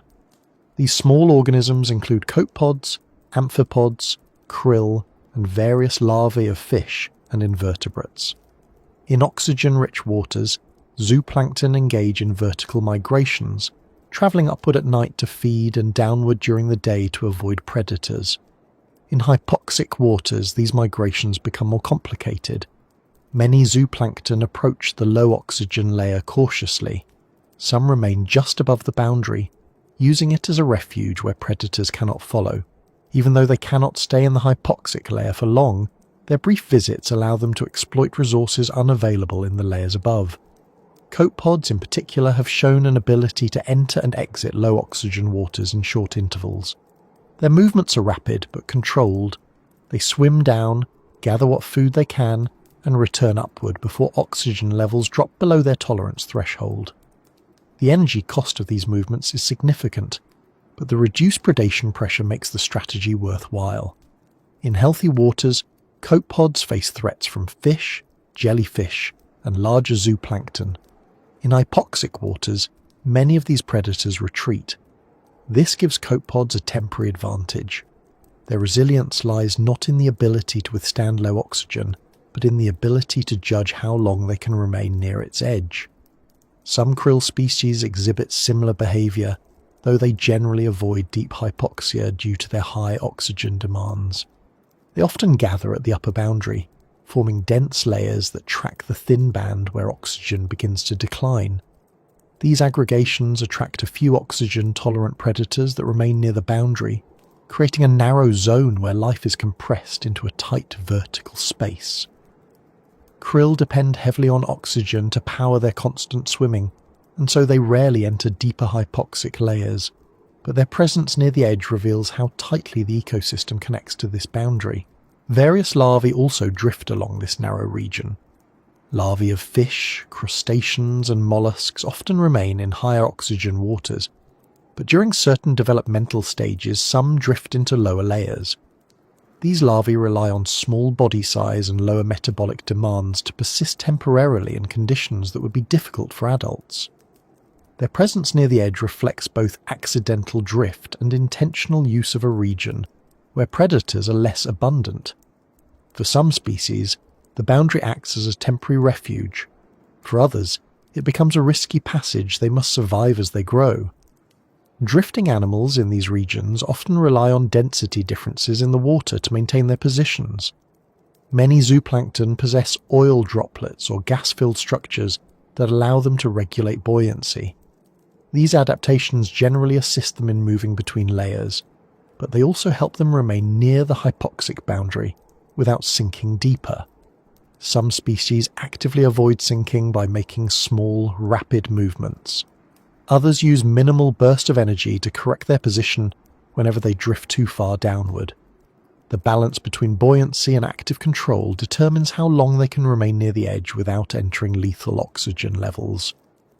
Another type of drifter commonly found in low oxygen zones is the larvacean. These small animals build delicate mucus-based structures known as houses. These houses filter water, trapping food particles and channeling them toward the larvacean's feeding apparatus.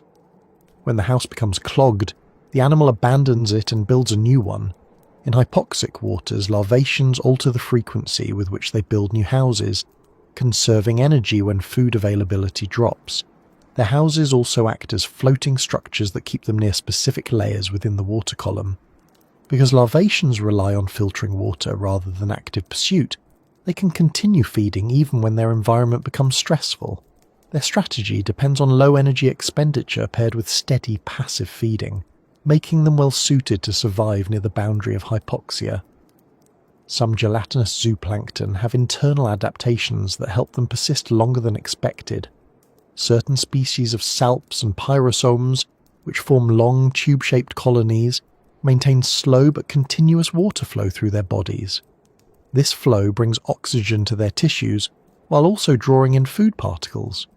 These colonies drift slowly with currents, and their low metabolic needs allow them to endure periods of reduced oxygen more effectively than many crustaceans or fish larvae.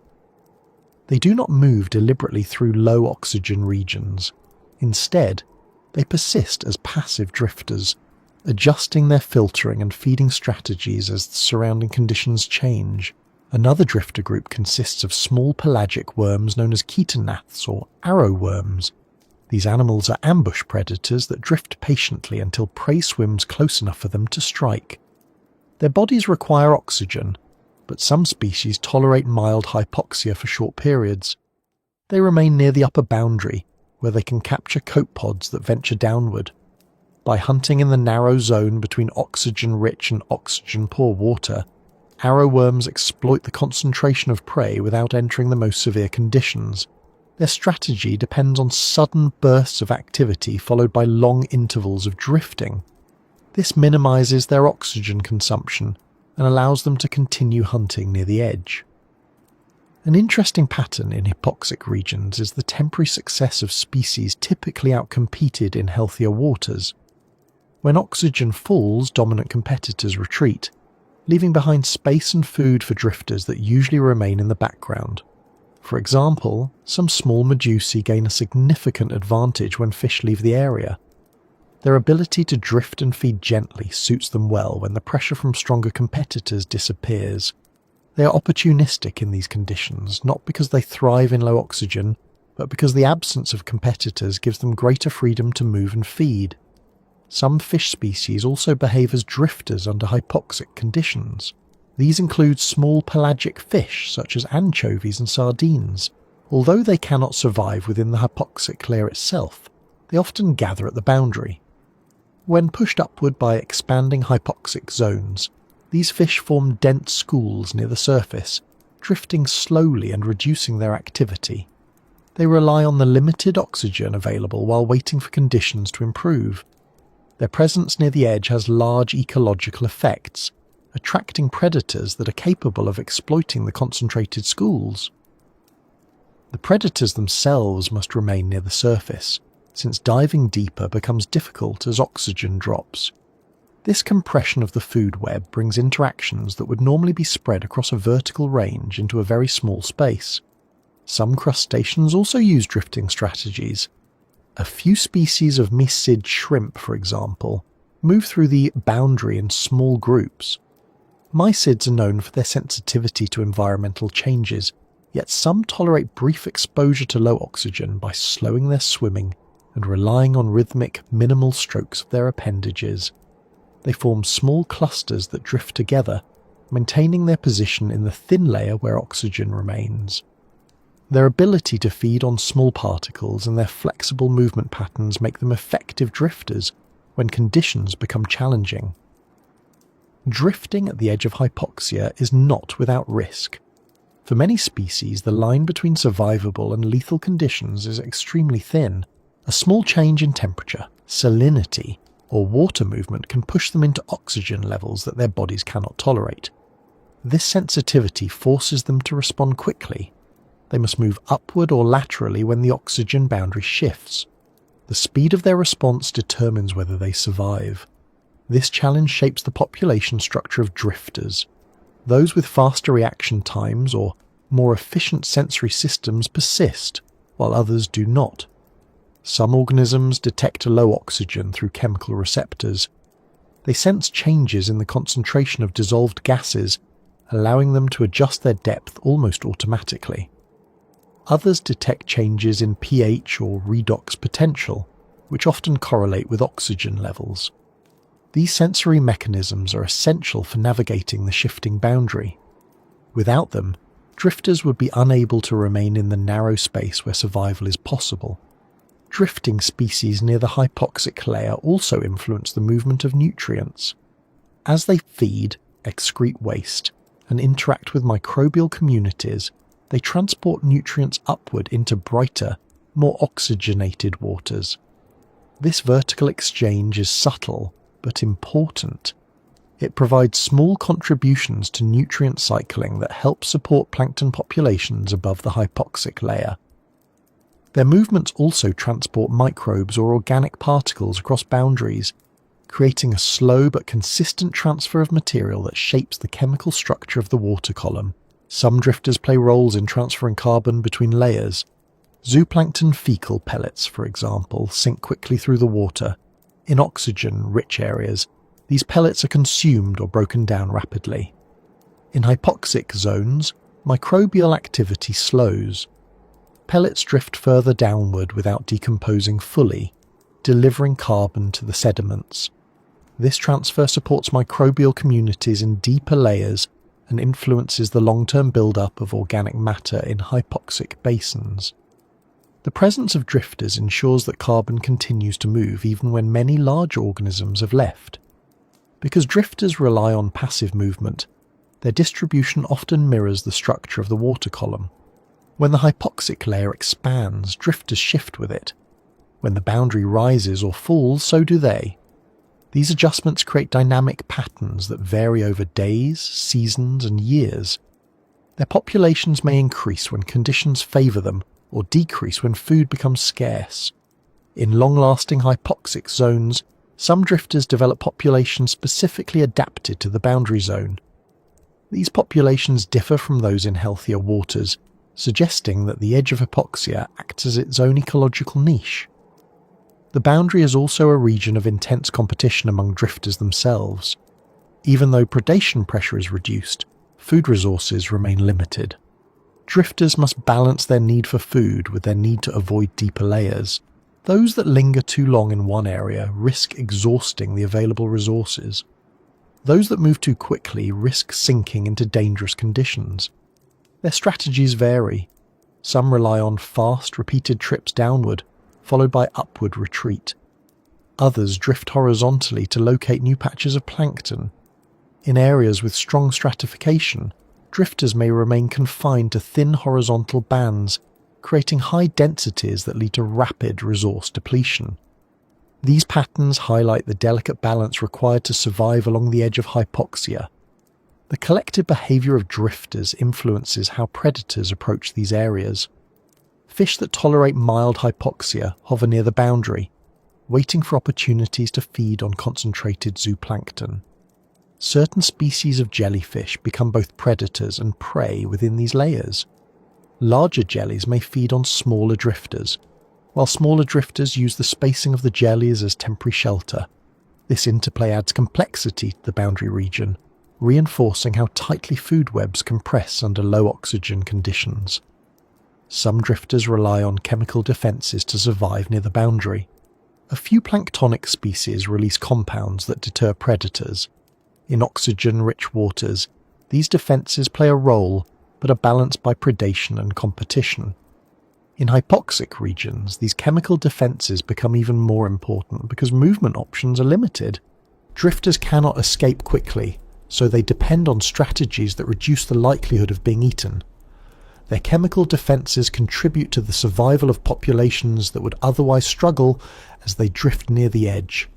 The presence of drifters near the hypoxic boundary shapes the ecosystem's recovery potential. When oxygen returns to deeper layers due to storms, upwelling or circulation shifts, drifters are among the first to respond.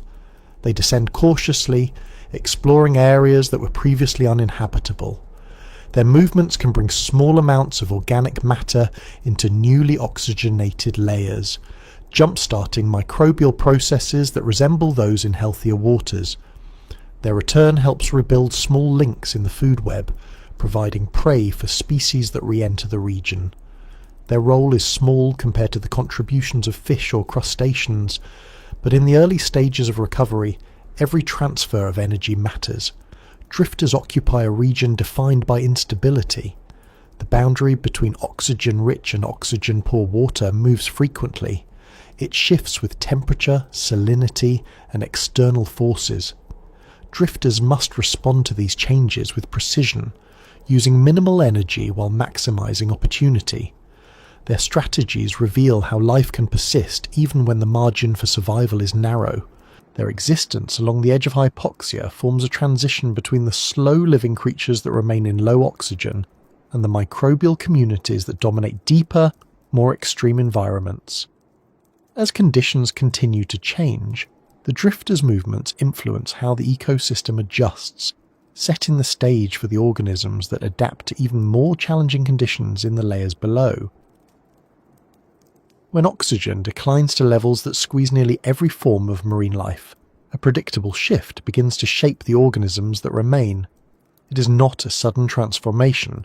It is gradual and built on countless small changes that accumulate over time. The animals that cannot tolerate the drop either abandon the region or die, leaving behind those that can endure the pressure. Among the survivors, certain patterns become noticeable. Many species become smaller, others slow their growth. Some adjust their body structures, shrinking their energy demands or redistributing the way they allocate resources. These changes are not merely responses to immediate stress, but long-term adjustments that reflect a broader effort to survive in a world where oxygen, food, and mobility are restricted. In the early stages of hypoxia, large animals are the first to leave. Their bodies require more oxygen, and they have greater energy needs. But once the decline reaches a sustained level, even some medium-sized animals begin to show reductions in body size over generations. Smaller bodies have lower oxygen requirements, shorter diffusion distances, and reduced metabolic demands. These traits become advantageous in low oxygen waters. In some regions where hypoxia recurs seasonally, fish populations show measurable reductions in average size. Their growth rates slow, and their maximum size decreases. Researchers studying these patterns have found correlations between prolonged low oxygen exposure and shifts in body proportions. These changes do not occur instantly. They happen gradually, driven partly by natural selection and partly by direct physiological constraints. Invertebrates show similar patterns. Some crustaceans shrink slightly, with individuals reaching maturity at smaller sizes than those living in well-oxygenated waters. Shrinking reduces the oxygen load required to maintain basic life functions. In these conditions, smaller individuals may survive where larger ones cannot. This does not necessarily make the population healthier, but it allows it to persist. The phenomenon resembles a narrowing of physical limits. Instead of growing until food or predation limits their size, these organisms grow until their oxygen environment restricts them. For many animals, shrinking is paired with a slowdown in growth. This slowing is not simply a matter of reduced food intake, it is rooted in diminished metabolic capacity. When oxygen availability is low, cells produce energy at lower rates.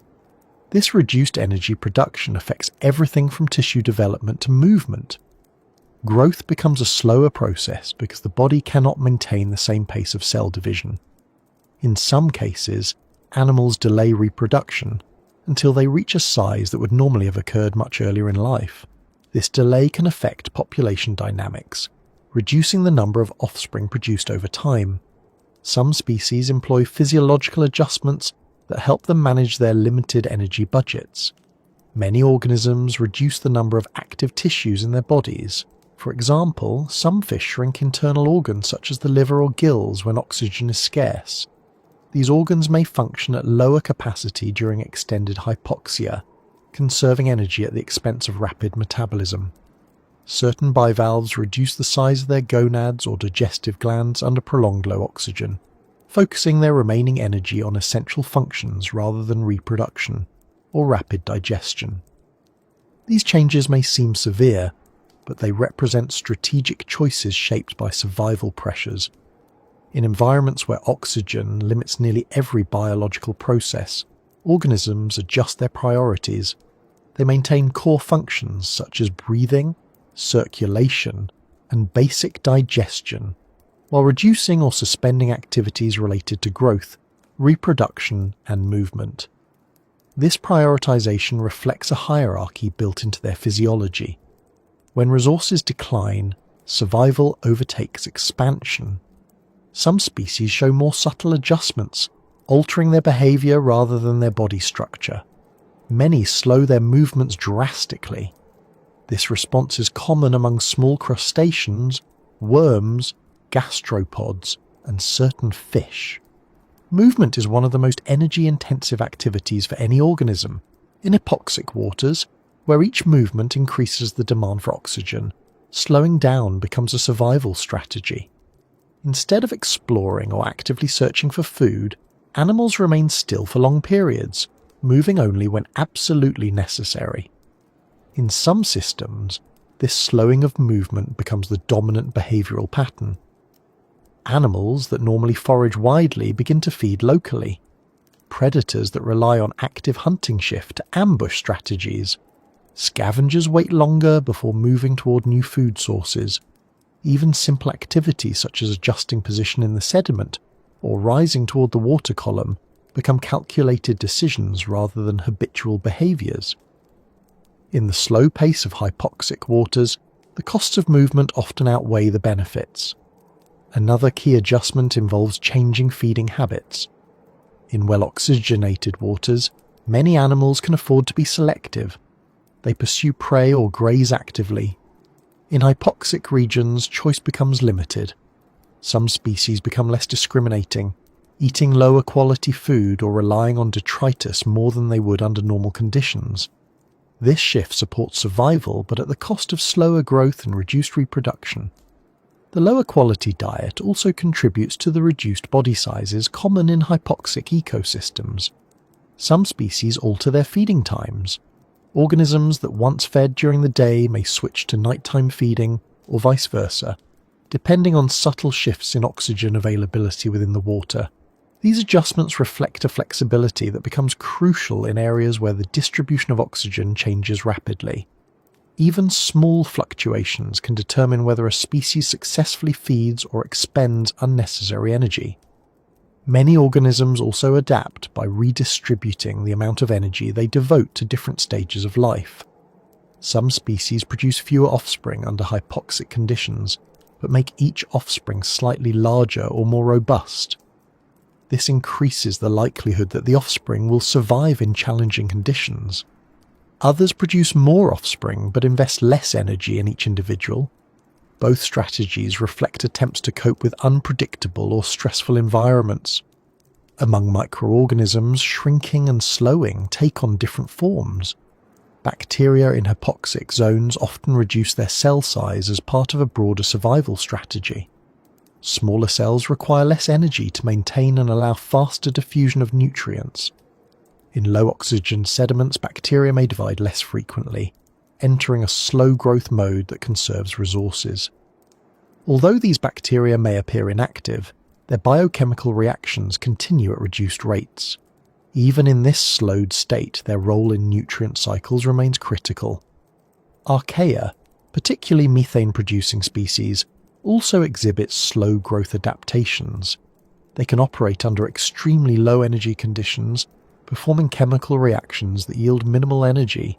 This allows them to survive in deep sediments where oxygen has been absent for long periods. Their growth is slow but steady, contributing to the long-term stability of these microbial communities. Planktonic organisms respond differently to shrinking pressures.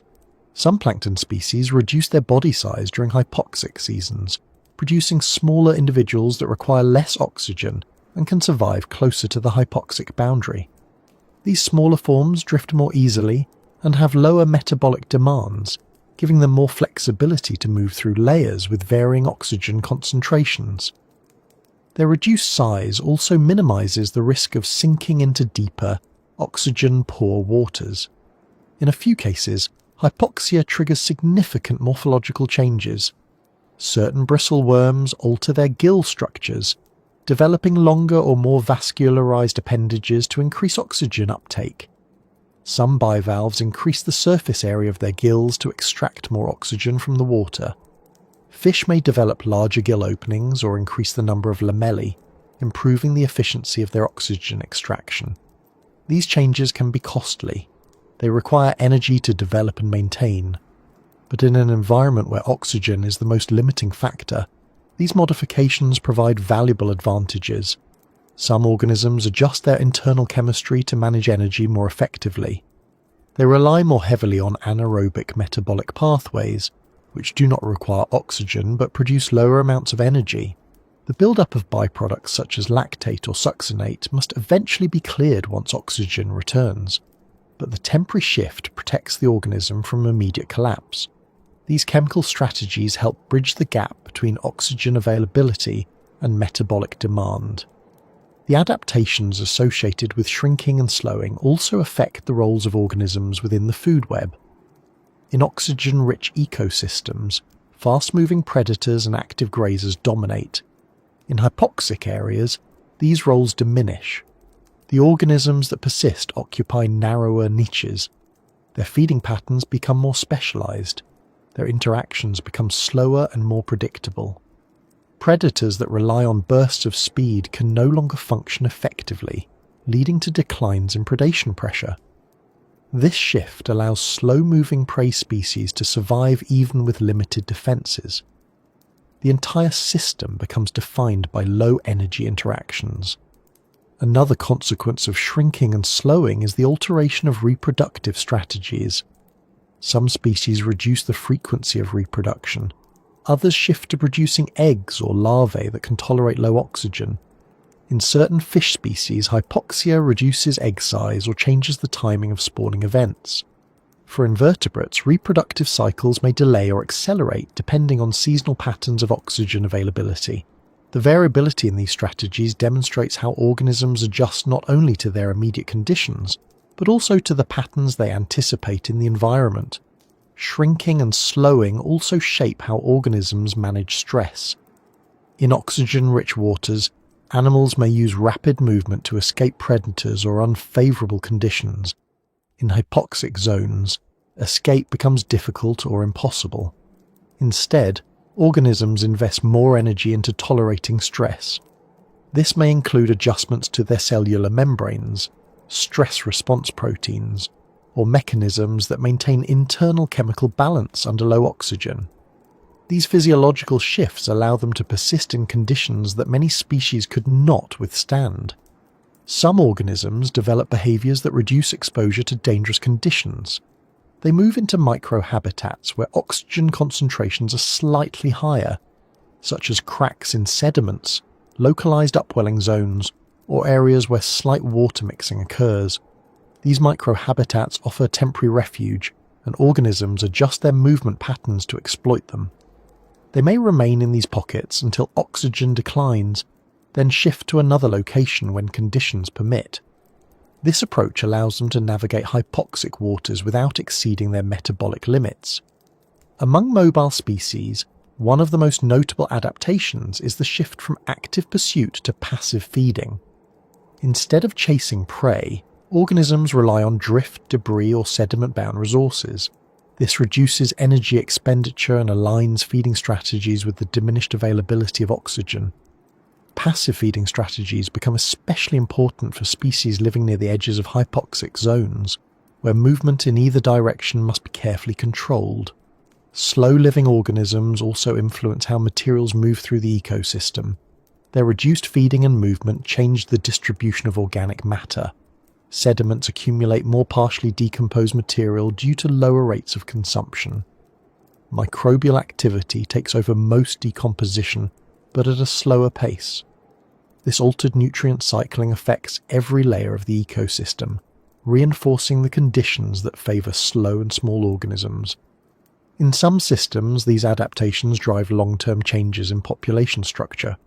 Certain species become more abundant because they are well suited to hypoxia. Others decline because they cannot adjust quickly enough. The changes are not uniform.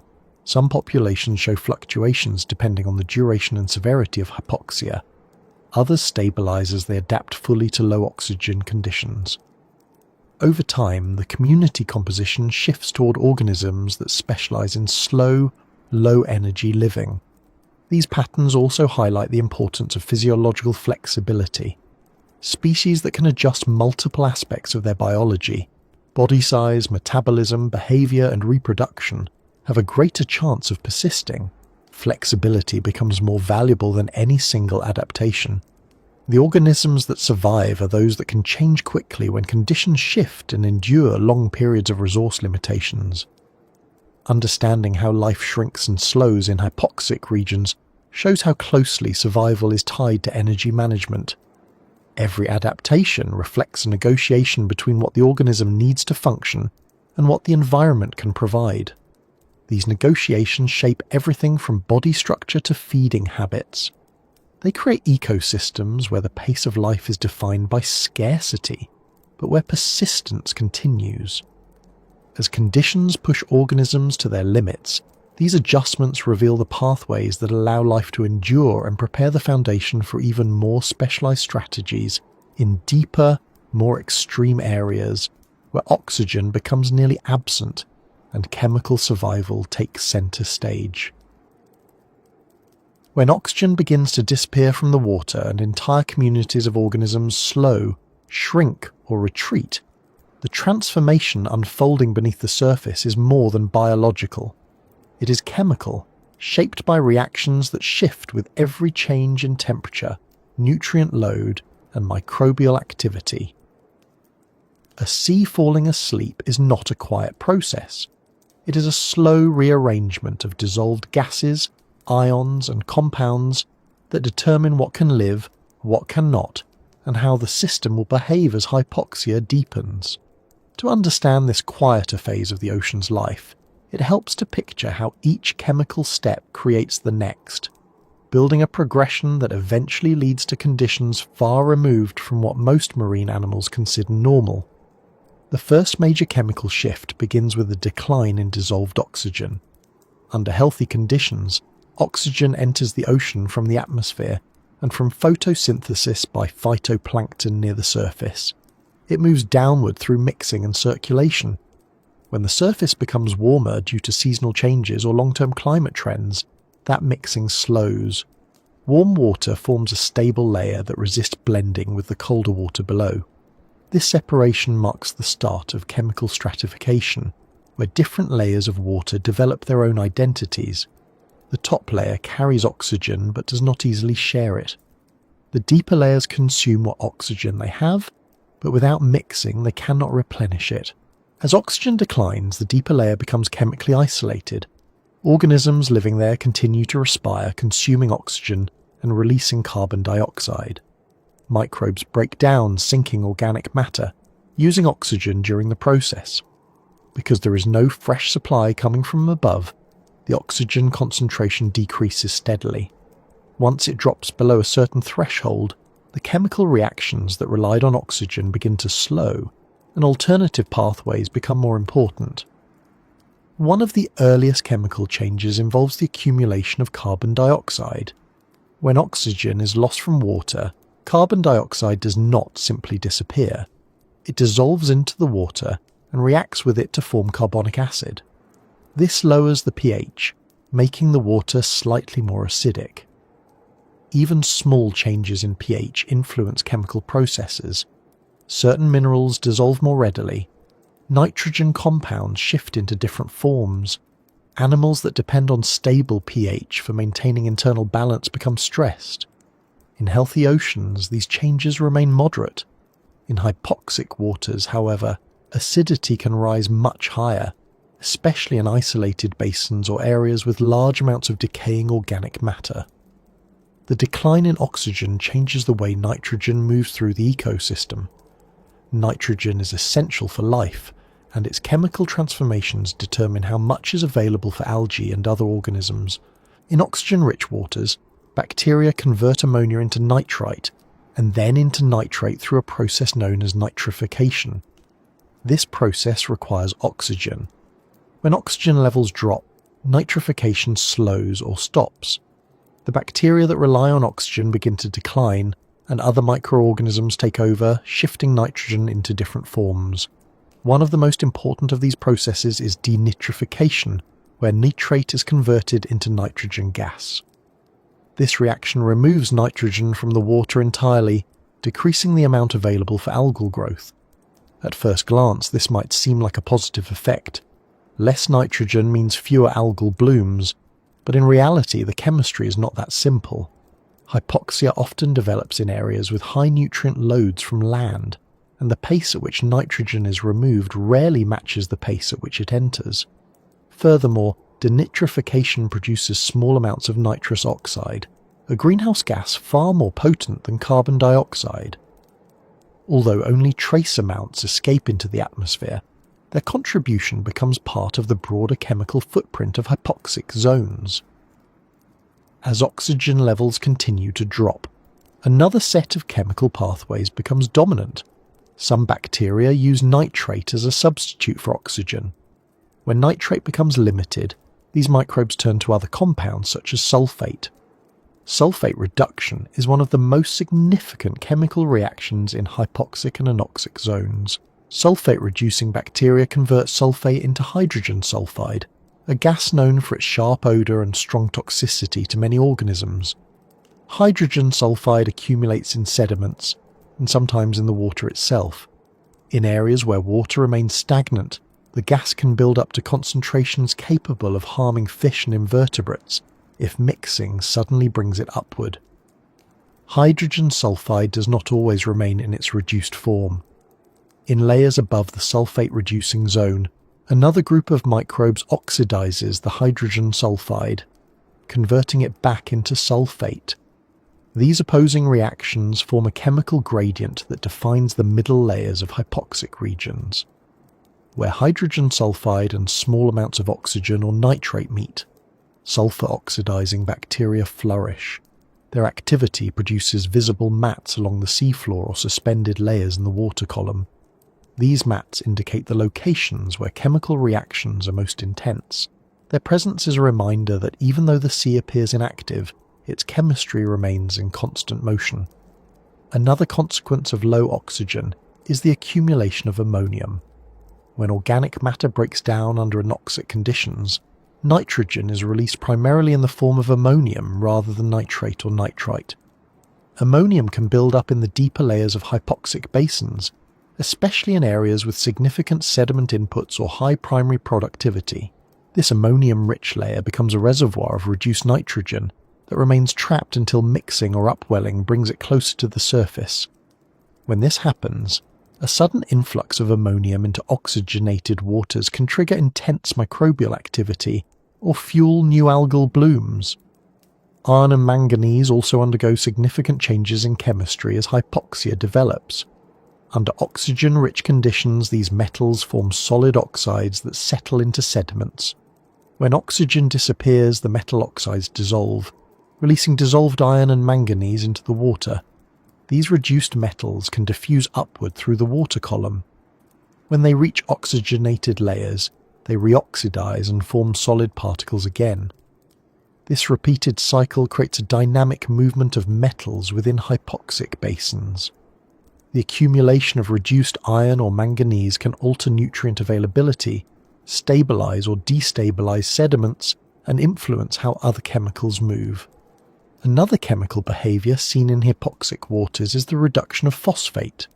Under normal conditions, phosphate binds to iron oxides in sediments.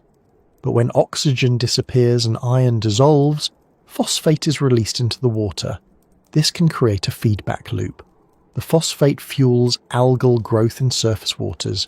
When the algae die and sink, they further deplete oxygen as microbes break them down. The cycle continues with each new influx of nutrients, making hypoxia more severe and more persistent. Deep within the sediments of hypoxic zones, methane production becomes one of the last remaining metabolic pathways. When oxygen, nitrate, sulfate, and other compounds have been used up, certain archaea begin converting organic matter into methane. This process is slow but continuous. Methane accumulates in the deepest layers of sediment, forming pockets of gas that remain trapped unless disturbed. Some methane escapes upward, where methane oxidizing bacteria consume it in a thin layer above the sediments. This interaction creates another chemical boundary, completing the progression of reactions that occur as oxygen disappears. Chemical stratification influences how energy moves through the system. In oxygen-rich environments, energy flows through organisms that consume food and release carbon dioxide. In hypoxic waters, energy moves mostly through chemical gradients.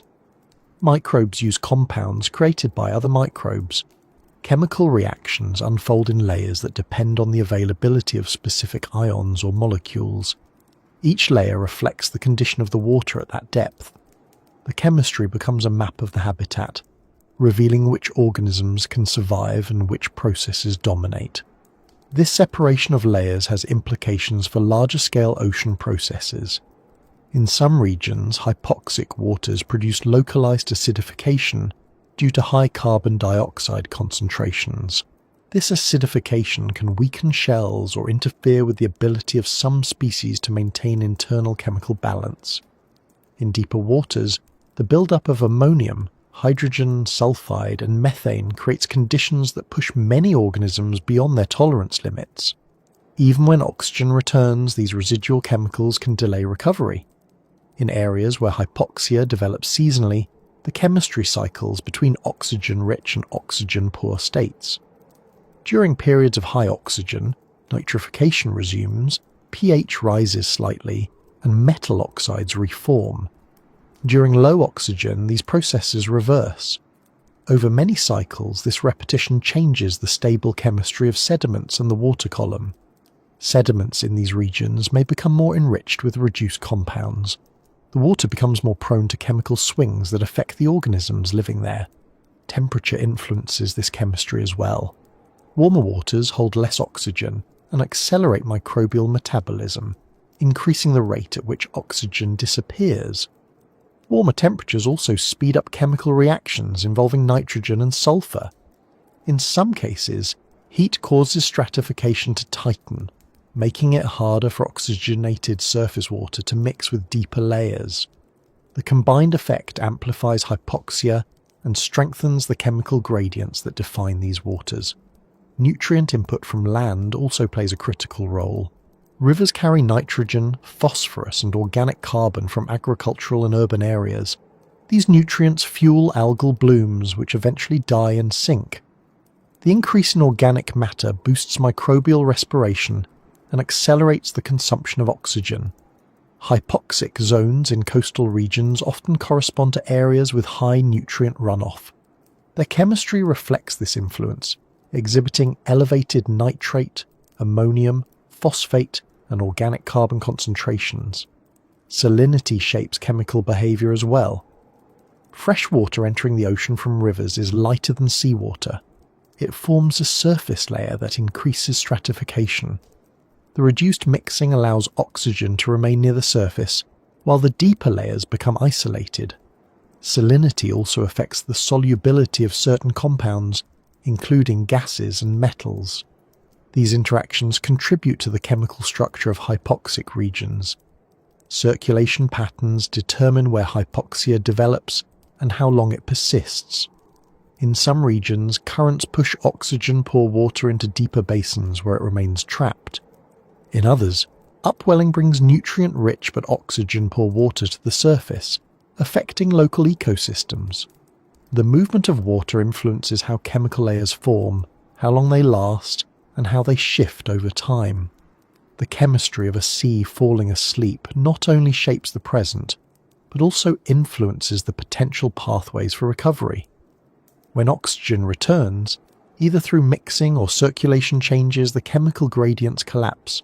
Hydrogen sulfide may become oxidized. Iron and manganese may form solid oxides again. Ammonium may convert to nitrate. But these changes do not happen instantly. The rate at which the chemistry rebalances influences how quickly biological communities can return.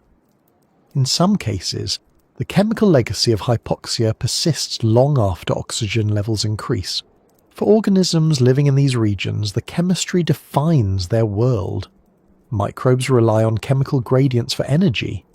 Worms and other benthic organisms navigate layers where compounds shift from supportive to harmful. Drifters near the boundary encounter changes in pH, ammonium, or metal concentrations. Certain species sense hydrogen sulfide or lowered pH as warnings and retreat. Others tolerate these changes or use them as cues to locate microhabitats where conditions remain stable for short periods. The complexity of these chemical transitions reveals the interconnectedness of ocean processes. Each reaction builds on the one before it. The decline in oxygen triggers changes in nitrogen. Those changes affect sulfur. Sulfur reactions influence metal behavior. Metal behavior affects phosphate cycling. Together, these processes reshape the environment in ways that influence both the organisms that remain and the ones that may eventually return. Understanding these chemical transformations helps explain why hypoxic zones can be difficult to reverse. Once the system begins to operate on chemical pathways that do not require oxygen, restoring oxygen alone is not enough. the accumulated compounds must be rebalanced. Microbial communities must adjust. Sediments must shift to new chemical states. These changes take time, and their pace depends on the scale and duration of the hypoxic event. As these transformations continue, the sea becomes defined more by chemical interactions than by biological ones. The slower pace of life, the shrinking of organisms, and the rise of microbial processes reflect a world in transition. The chemistry sets the stage for the next developments, influencing how the ecosystem evolves when the oxygen is pushed to its limit and the layers below begin to resemble environments once found only in small, isolated pockets of the ocean. When an ocean region settles into hypoxia, the entire system becomes defined by stillness. The deeper layers hold their chemical gradients without interruption. Microbial communities operate steadily. Slow-living animals conserve energy and remain near pockets of slightly better conditions. Above them, the surface may look normal, yet beneath it, the water has settled into a pattern that resists change. What breaks this pattern are the physical forces capable of disturbing the stratification that keeps oxygen out and keeps reduced chemical compounds trapped below. Storms and currents play that role, shifting the balance in ways that can temporarily relieve or greatly intensify the conditions below. Their impact depends on timing, strength, and the structure of the water column before they arrive. One of the main reasons hypoxia persists is stratification. Warm water sits on top, lighter than the cooler water beneath. This layering prevents the downward mixing of oxygen. When storms or dominant wind patterns disturb the surface, they can force the warm layer to churn. If the churning is strong enough, some of the surface oxygen mixes into deeper layers. This is one of the simplest pathways towards short-term relief. However, not every storm produces enough turbulence. Small storms may only disturb the uppermost water and fail to reach the deeper layers where oxygen is needed. The effect depends on how much energy the wind transfers into the water and how tightly the layers have separated. In some systems, storms create vertical mixing that reaches shallow hypoxic layers. Coastal regions, for example, often experience quick but shallow stratification. A strong storm may break through the boundary between surface and bottom waters, pushing oxygen downward. When this happens, the oxygen-starved animals on the seafloor respond rapidly. Crabs begin moving again. Shrimp return to open areas. Fish re-enter the region if the oxygen pulse is strong enough. Microbial processes adjust as well. Nitrifying bacteria begin converting ammonia and nitrite into nitrate again. Sulfate-reducing bacteria slow their activity when oxygen penetrates the sediment. Over time, these reactions reshape the chemistry, at least temporarily. Yet storms do not always bring relief. In some circumstances, storms transport large quantities of organic material from rivers or disturbed sediments into coastal waters. This material fuels microbial decomposition. When microbial demand increases, oxygen consumption rises. If the water is not mixed deeply enough, this sudden addition of decomposing matter can worsen hypoxia. In other words, storms that stir up sediment or increase nutrient inputs can deepen the problem instead of easing it. This dual role makes storms unpredictable. Their influence depends as much on what they bring into the system as on how strongly they mix it. Another important factor is the timing of storms. Early season storms, arriving before the peak of summer stratification, can prevent hypoxia from developing fully. They disrupt the surface layer, breaking down the temperature gradient before it becomes too strong. This early mixing distributes nutrients and oxygen more evenly. By contrast, late-season storms may arrive when hypoxia is already extensive. In these cases, the mixing may serve as a short-lived relief, but the deeper chemical conditions may persist and react strongly to the influx of oxygen. One of the more dramatic consequences of mixing involves hydrogen sulfide. In some regions where hypoxia has persisted for long periods, Hydrogen sulfide accumulates in deep waters or in sediment layers. If a powerful storm mixes water too rapidly, pockets of hydrogen sulfide may rise toward the surface. This can be dangerous for marine life. Even small increases in hydrogen sulfide can cause fish kills. The gas interferes with important cellular processes, and the fish that encounter it often suffer immediate effects. Because hydrogen sulfide is produced in deeper layers, storms strong enough to lift it upward can convert a chemically dormant hazard into an active threat. Currents influence hypoxia differently.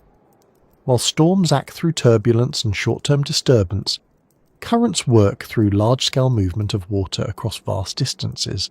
Ocean currents transport warm and cold water, nutrient-rich and nutrient-poor water, and oxygenated and oxygen-depleted water. The direction, strength, and variability of currents determine where hypoxic zones form, how they shift, and whether they intensify or dissipate. In some coastal regions, currents push oxygen-poor water toward the shore. This often occurs in areas downstream from large river systems where nutrient loads are high.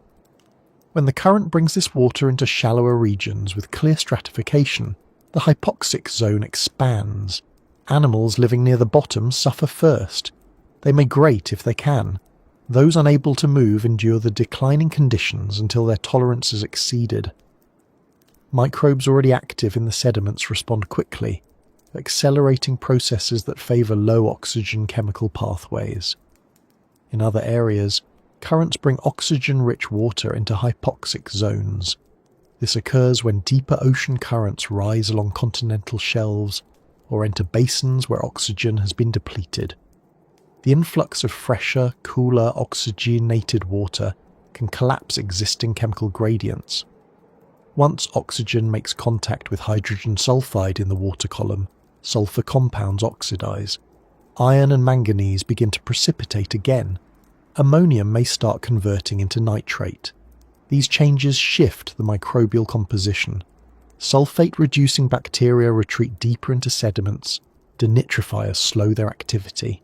The reintroduction of oxygen also allows animals to return, though often only briefly if the mixing does not continue.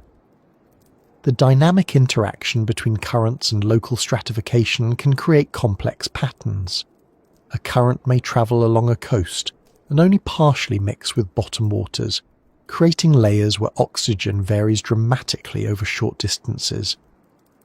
These shifts may produce narrow vertical windows where fish and crustaceans cluster. In these thin layers, life compresses as animals crowd into the oxygenated band, avoiding both the low oxygen region below and the predator-rich waters above. Their movements reveal how tightly conditions are linked to the physical flow of water. In regions where upwelling dominates, oxygen-poor but nutrient-rich deep waters rise to the surface. This is a natural phenomenon and supports productive ecosystems in many parts of the world. But upwelling can also intensify hypoxia when the rising water contains very low oxygen levels. The nutrients in the upwelled water fuel large phytoplankton blooms. When these blooms die, the sinking material increases microbial decomposition, drawing oxygen out of the water. This combination of upwelling and nutrient load can produce recurring hypoxic zones that wax and wane with seasonal wind patterns. In some areas, currents shift hypoxic zones laterally. Rather than mixing them vertically, they move them horizontally along coastlines or across basins. This movement affects every organism living in the region. Fish often encounter hypoxic water unexpectedly. They may move into the region temporarily and then retreat when oxygen declines. In extreme cases, currents can push hypoxic water into estuaries, lagoons, or enclosed bays where mixing is limited. Once trapped, the hypoxic layer intensifies and remains until circulation patterns shift again. The pairing of storms and currents creates additional complexity. After a storm passes, altered wind patterns may redirect currents, moving newly mixed water into different areas. Strong storm surges can push water offshore, drawing deeper water upward in its place.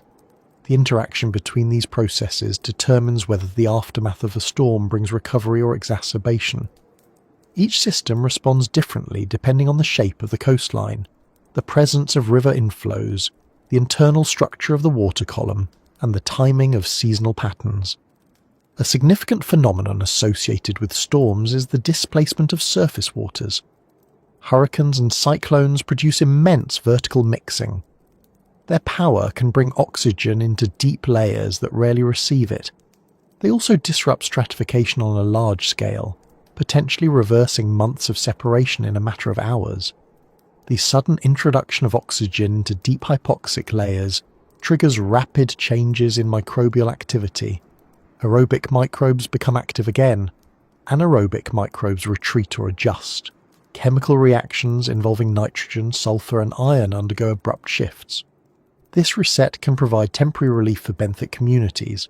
However, storms also generate massive amounts of runoff from land. Rivers swell with rainwater, carrying nutrients, sediments, and organic matter into coastal waters. The sudden increase in nutrient input can lead to algal blooms once the storm passes. When those blooms die, decomposition may consume more oxygen than the storm introduced.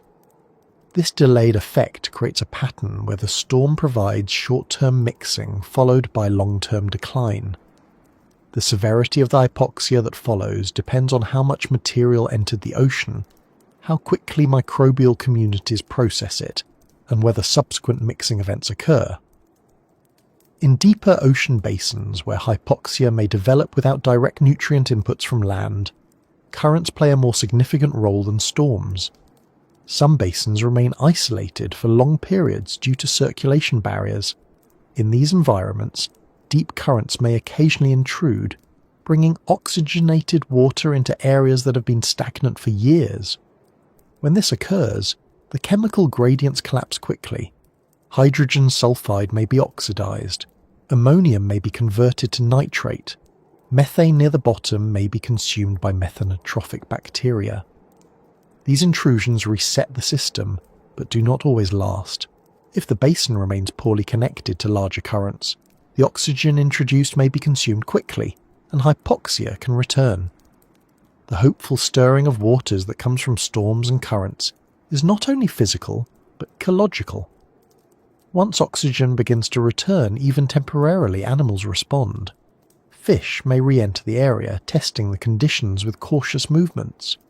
Some species hover near the boundary, waiting to see if oxygen persists.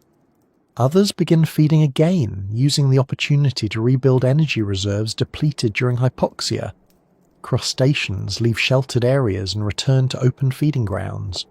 Worms and bivalves resume normal activity in sediments. These responses occur rapidly because the organisms living near hypoxic zones have adapted to exploit any improvement in conditions. Drifters near the boundary also adjust their behaviour. Zooplankton, that had been restricted to a narrow layer, may explore deeper depths. Their movement helps transfer nutrients upward and downward, influencing microbial activity. Jellyfish may shift their vertical positions as well, following the changing structure of the water column. These subtle changes in movement contribute to the redistribution of energy within the system. For microbial communities, the return of oxygen shifts the dominant chemical pathways. Aerobic respiration becomes possible again. Nitrification resumes, allowing nitrogen to move back into its oxidized forms. Iron and manganese oxidize, altering sediment chemistry. These changes help stabilize the environment, at least in the short term. Although the full recovery of a hypoxic zone requires more than a single mixing event, these steps contribute to a gradual restoration of balance. Currents and storms also influence long-term patterns of hypoxia. Regions with strong seasonal storms may experience hypoxia that fluctuates but never reaches extreme levels. Areas with weak currents or limited storm activity may develop persistent hypoxic zones that expand over time. The patterns of these disturbances determine which species adapt, which persist, and which decline. Over many years, communities in frequently disturbed regions may evolve strategies that allow rapid exploitation of short-lived improvements. In contrast, communities in stable hypoxic zones adapt to long-term oxygen scarcity. Another important aspect of these disturbances is their role in transporting larvae and juvenile organisms. Some storms redistribute larvae from oxygen-rich waters into hypoxic zones. If the conditions improve long enough, these larvae may settle and grow. This can introduce new genetic diversity or shift local population dynamics. Currents also transport larvae across boundaries, influencing which species can recolonize areas recovering from hypoxia. The stirring of waters affects more than the immediate region. When storms or currents mix the water column, they transfer nutrients and oxygen across boundaries. This can influence primary productivity in nearby areas. Plankton respond to these changes, creating new feeding opportunities for small fish. Those fish attract to larger predators. The cascade of effects spreads outward, connecting hypoxic regions to healthier ecosystems. Even though hypoxia restricts much of marine life, the ocean retains mechanisms for renewal. The disturbances that mix water, redistribute nutrients, and shift chemical gradients provide windows of opportunity. These windows do not guarantee lasting improvement, but they allow the system to breathe, sometimes literally. They offer moments when the chemical and physical barriers that define hypoxic zones loosen. In those moments, organisms that have adapted to the margins of survival test the boundaries, respond to change, and begin the slow work of reclaiming the space. These interactions between physical and chemical processes set the stage for the next transitions. As currents shift again, or storms pass, the boundaries of hypoxia move. Some animals advance into recovering territory, others retreat. Microbial communities adjust their activity levels.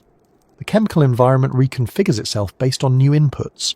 This dynamic movement between decline and renewal continues to influence the trajectory of hypoxic zones, shaping the conditions that determine what comes next, as the system shifts again under the pressure of long-term change. When hypoxia first forms in any region of the ocean, its boundaries seem clear. Scientists can trace the depth at which oxygen drops below a critical threshold, map the horizontal spread, and observe which organisms flee or remain. Yet those boundaries are never permanent. Dead zones shift through time, not because they behave like living creatures, but because the physical and chemical forces shaping them keep changing. Storms, currents, shifting nutrient loads, seasonal temperature cycles, and long-term climate patterns all influence where low oxygen conditions appear. Over months, years, or decades, a dead zone can grow, shrink, move laterally, or vanish for a period before returning again. This movement is not accidental. It reflects the dynamic balance between what the water receives, what the organisms demand, and how the environment processes the inputs. One of the first observations made about shifting dead zones came from coastal areas influenced by large rivers. These rivers carry nutrients, sediments, and organic matter from land to sea. When the nutrient load increases, phytoplankton blooms occur. When those blooms die and sink, bacteria consume the organic matter using oxygen in the process. If stratification is strong enough to prevent mixing, the oxygen disappears from the bottom waters. Once hypoxia forms, the dead zone expands outward from the region, with the highest organic load. The movement looks like a spreading stain in the water column, but the spreading does not continue evenly. Instead, it follows patterns defined by currents, wind direction, coastal shape, and the depth of the continental shelf. Over time, researchers noticed that these zones rarely remained in the same place from year to year. They might appear closer to shore one summer, then farther offshore the next. The expansion may be wide during one season, and narrower in another. These changes reflect shifts in winds that alter the surface layer, changes in the river's nutrient load, or variations in temperature that affect stratification. Even slight differences in the timing of spring warming can shift the location of the boundary between oxygen-rich and oxygen-poor waters. When the warming begins early, stratification sets in sooner, giving more time for hypoxia to form. When the warming is delayed, storms may mix the water longer into the season, limiting hypoxia's growth. The timing alone alters the location and size of the dead zone. Another movement pattern emerges when hypoxic water is pushed by coastal currents. These currents travel along shorelines, carrying water masses from one region to another. When hypoxic water forms near a river mouth, the currents may transport it down the coastline. In some regions, the movement is slow, shifting the hypoxic layer a few kilometers over several weeks. In others, the movement is rapid. Within days, an area that had decent oxygen levels can find itself enveloped in water that is nearly depleted. The organisms living there encounter hypoxia suddenly and respond by fleeing if they can. The fish that once swam comfortably along the seafloor rise toward the surface. Crabs crawl into shallower waters. Some organisms cannot escape, and their presence becomes part of the accumulating organic matter that worsens hypoxia. This travelling pattern occurs in several parts of the world. The shifting hypoxia is not due to internal growth, but to the physical movement of the water itself. Because the water mass travels, the dead zone appears to migrate. What looks like an expansion is sometimes just relocation driven by circulation patterns. These movements allow hypoxic zones to impact areas that would otherwise remain unaffected. They also complicate predictions, since the movement depends on weather patterns, seasonal shifts, and long-term oceanic trends. Another factor influencing this movement is the presence of eddies. Eddies are circular water masses that trap water inside their rotating structure. When an eddy forms near a hypoxic region, it can gather oxygen-depleted water and carry it a considerable distance. The trapped water rotates within the eddy, remaining stratified and gradually deepening the hypoxia inside it. As the eddy drifts, it transports the hypoxic water far from where it originated. In some cases, eddies carry dead zone water into open ocean regions where it eventually mixes and dissipates. In other cases, they deliver it into semi-enclosed bays or coastal pockets where circulation is weak. Once trapped, the water may remain hypoxic for extended periods, expanding the dead zone in areas otherwise less vulnerable. Dead zones also grow because the internal processes that support hypoxia feed back into themselves. When organic matter accumulates, microbial decomposition increases. This increases oxygen consumption. When oxygen vanishes, chemical changes in the sediment release nutrients like phosphate and ammonium. These nutrients then fuel new algal growth in surface waters if they reach the upper layer. As those algae die, they sink and continue to fuel oxygen consumption. This positive feedback increases the size of the hypoxic zone even if external nutrient inputs do not increase. The system begins to sustain itself through internal recycling. As long as stratification persists and circulation cannot break the cycle, the dead zone may grow through this internal mechanism. However, the growth rarely continues indefinitely. Seasonal processes bring interruptions. When temperatures drop in autumn or winter, stratification weakens. Cooler surface water gains density and begins to sink. This sinking forces deeper water upward, mixing the layers. The mixing introduces oxygen into the hypoxic region, shrinking or eliminating the dead zone temporarily. During these months, animals may return to the affected area. Crabs, fish, and shrimp recolonize the seafloor.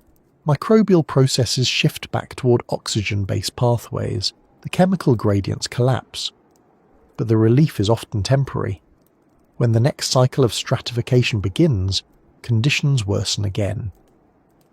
The return of dead zones follows a seasonal rhythm in many regions.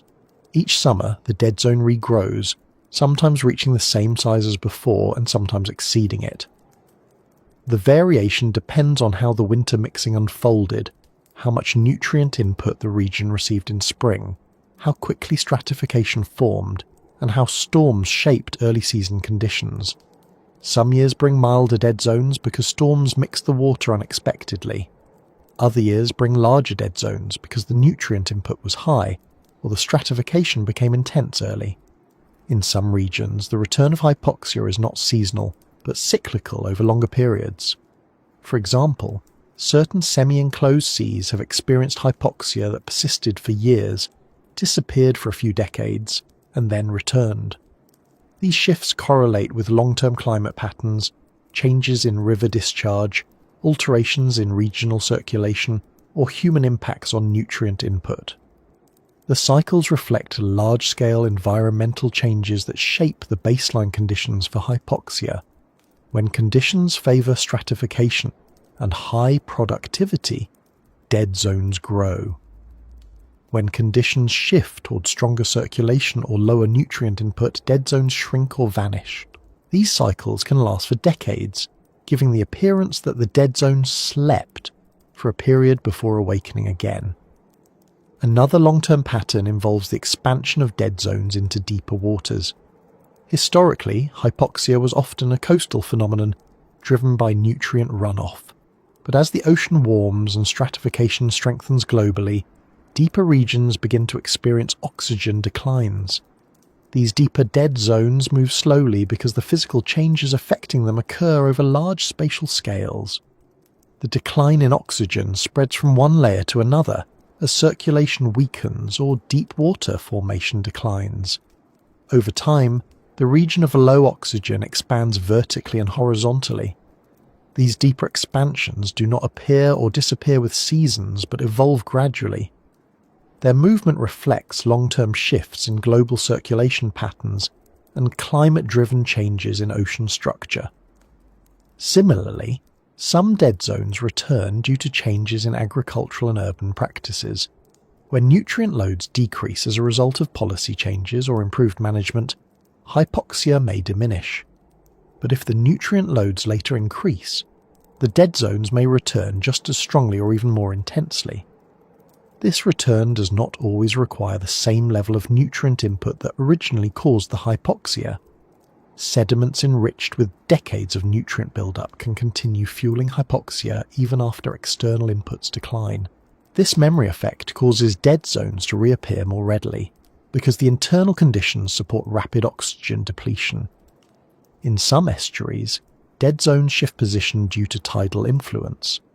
During high tides, oxygenated seawater may enter, pushing hypoxic water farther upstream or downstream. During low tides, the weakened influence of seawater may allow the hypoxic water to expand back over the region it left. This pulsing movement creates a repeating pattern, where the dead zone shifts with tidal cycles. Organisms caught in these areas must tolerate rapid changes in oxygen availability. Those that cannot adapt leave the region or die. This tidal shifting builds a complex pattern of movement that differs from the long seasonal cycles observed in larger systems. Another important pattern occurs when dead zones spread laterally into regions where the topography traps them. Submarine canyons, coastal depressions, and basin-shaped areas create natural holding spaces for hypoxic water. When currents push low oxygen water into these geomorphological features, it becomes difficult for the water to exit. Once trapped, the region becomes prone to long-term hypoxia. Even minor mixing events may not be strong enough to move the water out. Instead, the dead zone persists, expanding slightly or contracting marginally, depending on the inputs and physical conditions.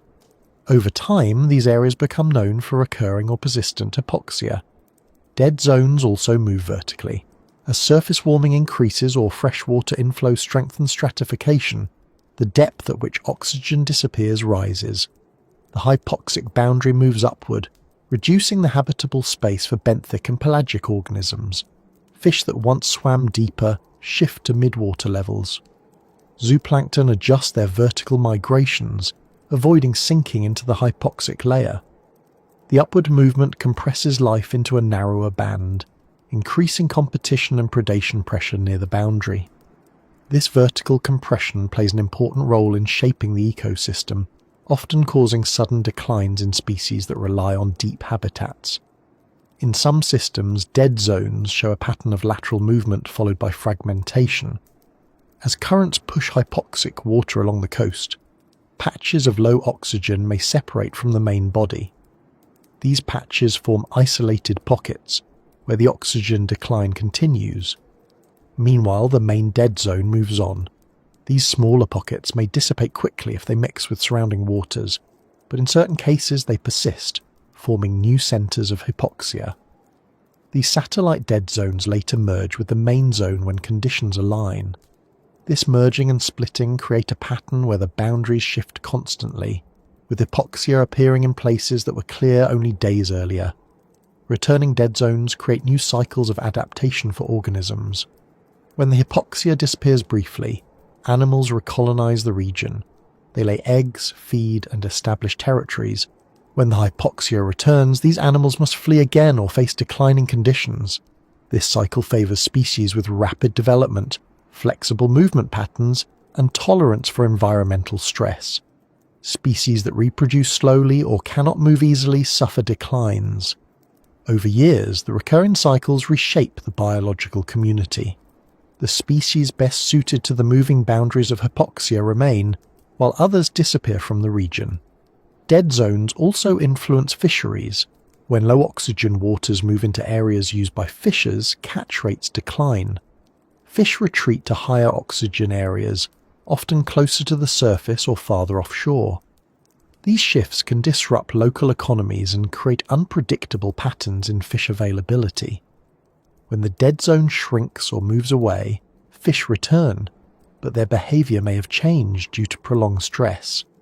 These patterns show how the movement of hypoxia affects not only the ecosystem but human communities as well. Because dead zones grow, move, shrink and return with such complexity, predicting their behaviour remains a challenge. Scientists use models that incorporate wind patterns, nutrient loads, temperature, salinity, circulation, and topography. Even with these tools, unexpected shifts occur. A single storm can disrupt months of stratification. A sudden change in current direction can expand the hypoxic boundary. A warm year or a heavy rainfall season can increase the severity dramatically. Understanding these shifting patterns is essential for anticipating how hypoxia will shape the next stages of environmental change. As the boundaries continue to evolve, the organisms that depend on the region must adapt repeatedly. The dead zones that move, grow and return create a landscape defined not by stability, but by ongoing transformation. Their shifting outlines influence how the chemical gradients develop, how the microbial communities adjust, and how the remaining animals respond as the system continues toward the deeper phases of ecological change that follow. When entire regions of the ocean fall quiet, the absence of movement becomes more than a local phenomenon. It is a sign of pressures building across scales larger than any single bay, estuary or basin. These low oxygen areas develop slowly, shaped by interactions between climate, circulation, nutrient inputs, and the responses of organisms that remain after the decline begins.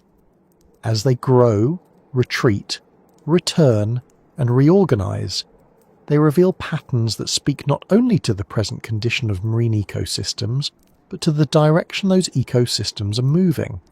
These silent places do not tell a story of sudden collapse. Instead, they describe a trajectory shaped by cumulative stress, showing how marine environments respond to extended periods of strain and how they reorganize when pushed toward fundamental limits. One of the clearest messages comes from the consistent expansion of low oxygen waters in multiple parts of the world. Coastal dead zones linked to nutrient inputs have grown in frequency and size over the past several decades. At the same time, oxygen levels in the open ocean have decreased, forming mid-water layers where species once abundant now struggle to survive. These patterns reflect not only higher nutrient loads from land, but also increases in water temperature and changes in large-scale circulation. A warming ocean holds less oxygen and strengthens stratification, reducing mixing between layers. When these physical changes combine with biological factors, hypoxia spreads. The silent places along the seafloor and within the mid-water layers reveal how sensitive the ocean is to shifts in temperature and mixing. These quiet regions also demonstrate how small chemical changes can trigger broad ecological responses. The formation of a hypoxic zone starts with modest reductions in oxygen. When those reductions persist, organisms adapt by slowing, shrinking, or relocating. Over time, these adjustments alter the composition of the community. Benthic species that once processed organic matter may disappear, leaving microbes to dominate decomposition. Predators that once regulated certain populations retreat. The ecosystem becomes defined by organisms that tolerate low oxygen or exploit boundary zones. This shift in community structure shows that even moderate oxygen, declines, can produce changes that ripple upward through the food web.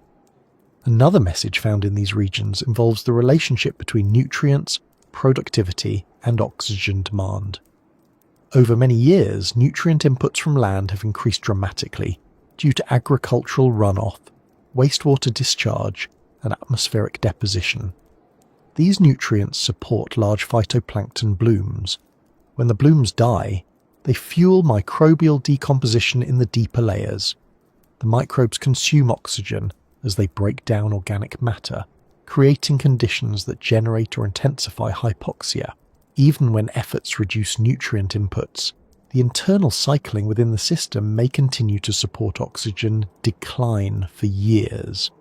These regions illustrate how long-term nutrient enrichment creates persistent pressures that require sustained reduction before recovery can begin. Many of these areas also show how quickly hypoxia can develop once the conditions align. In some coastal systems, hypoxia forms within weeks once stratification is established and organic matter begins sinking. The rapid onset contrasts with the slow pace of recovery. This imbalance reveals the vulnerability of marine ecosystems to sudden shifts and the lag that occurs when the system attempts to reverse course. The silent zones along the seafloor demonstrate this pattern repeatedly. They expand quickly when temperatures rise or when nutrient loads increase, yet they retreat slowly, requiring strong mixing or long periods of reduced input. Some of the most revealing insights come from regions where hypoxia cycles seasonally. These areas show how organisms adjust to repeated stress. Fish migrate away each year, returning when oxygen improves. Bivalves and worms slow their metabolism when oxygen drops and revive when mixing occurs in autumn or winter. Microbial communities shift between aerobic and anaerobic pathways depending on the oxygen level. These cycles reveal the dynamic interplay between physical forces and biological responses. They show that life continues even when conditions become difficult, but also that repeated exposure to stress changes the long-term structure of communities. In regions where hypoxia becomes more persistent, the changes intensify. Microbial processes dominate decomposition almost entirely. Chemical gradients become more entrenched. Compounds like hydrogen sulfide and ammonium accumulate in deeper layers. These shifts reveal how ecosystems reorganize when oxygen remains absent for long periods. They also show that recovery becomes more challenging once the system enters a stable low oxygen state. The sediments may release nutrients that sustain hypoxia even when surface inputs decline. The microbial communities may adjust so deeply to anaerobic conditions that reintroducing oxygen produces abrupt and sometimes damaging chemical shifts. These patterns show that once a system transitions to a low oxygen regime, reversing the trend requires substantial and sustained change. The movement of dead zones also offers clues about how changing circulation affects marine environments. Hypoxic waters that shift due to currents create sudden changes for organisms living in their path. Their appearance in new areas demonstrates the sensitivity of marine ecosystems to circulation patterns. When currents weaken due to climate-driven shifts, oxygen transport declines. When upwelling intensifies in certain regions, oxygen-poor deep water may reach the surface. These changes affect not only where hypoxia forms, but also how long it lasts. The silent zones reflect these broader shifts in ocean circulation and give insight into how future climate patterns may reshape marine habitats. One of the broader implications of expanding hypoxic zones is the compression of habitable space. As the lower layers lose oxygen and the upper layers warm, marine organisms become confined to narrower vertical bands. Fish move higher in the water column. Zooplankton restrict their migrations. Predators concentrate in limited depths where their prey also gather. This compression increases competition and alters predator-prey dynamics. Over time, it can reduce the diversity of species able to coexist. The silent places reveal how declining oxygen compresses habitats and forces organisms into crowded spaces where ecological relationships shift dramatically. These regions also show how complex feedback loops shape the ocean's response to environmental pressure. Hypoxia increases when microbial decomposition intensifies. Decomposition intensifies when more organic matter sinks. More organic matter sinks when nutrient inputs rise or when stratification traps productivity near the surface. Stratification strengthens when temperature increases or fresh water input rises.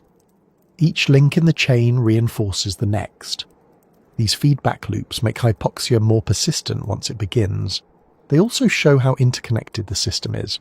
Addressing any single factor, nutrients temperature mixing, affects the whole chain. The silent places demonstrate the interconnected nature of ocean chemistry, physics, and biology. Another insight from these zones is the role of resilience. Some ecosystems rebound quickly when oxygen returns. Fish re-enter the area. Benthic invertebrates recolonize the sediment. Microbial pathways shift. But other ecosystems struggle to recover. Once certain species disappear, they may not return even when oxygen improves. Sediments enriched with sulfide or ammonium may take years to re-equilibrate. These variations reveal that resilience depends on community structure, physical conditions, and long-term environmental trends.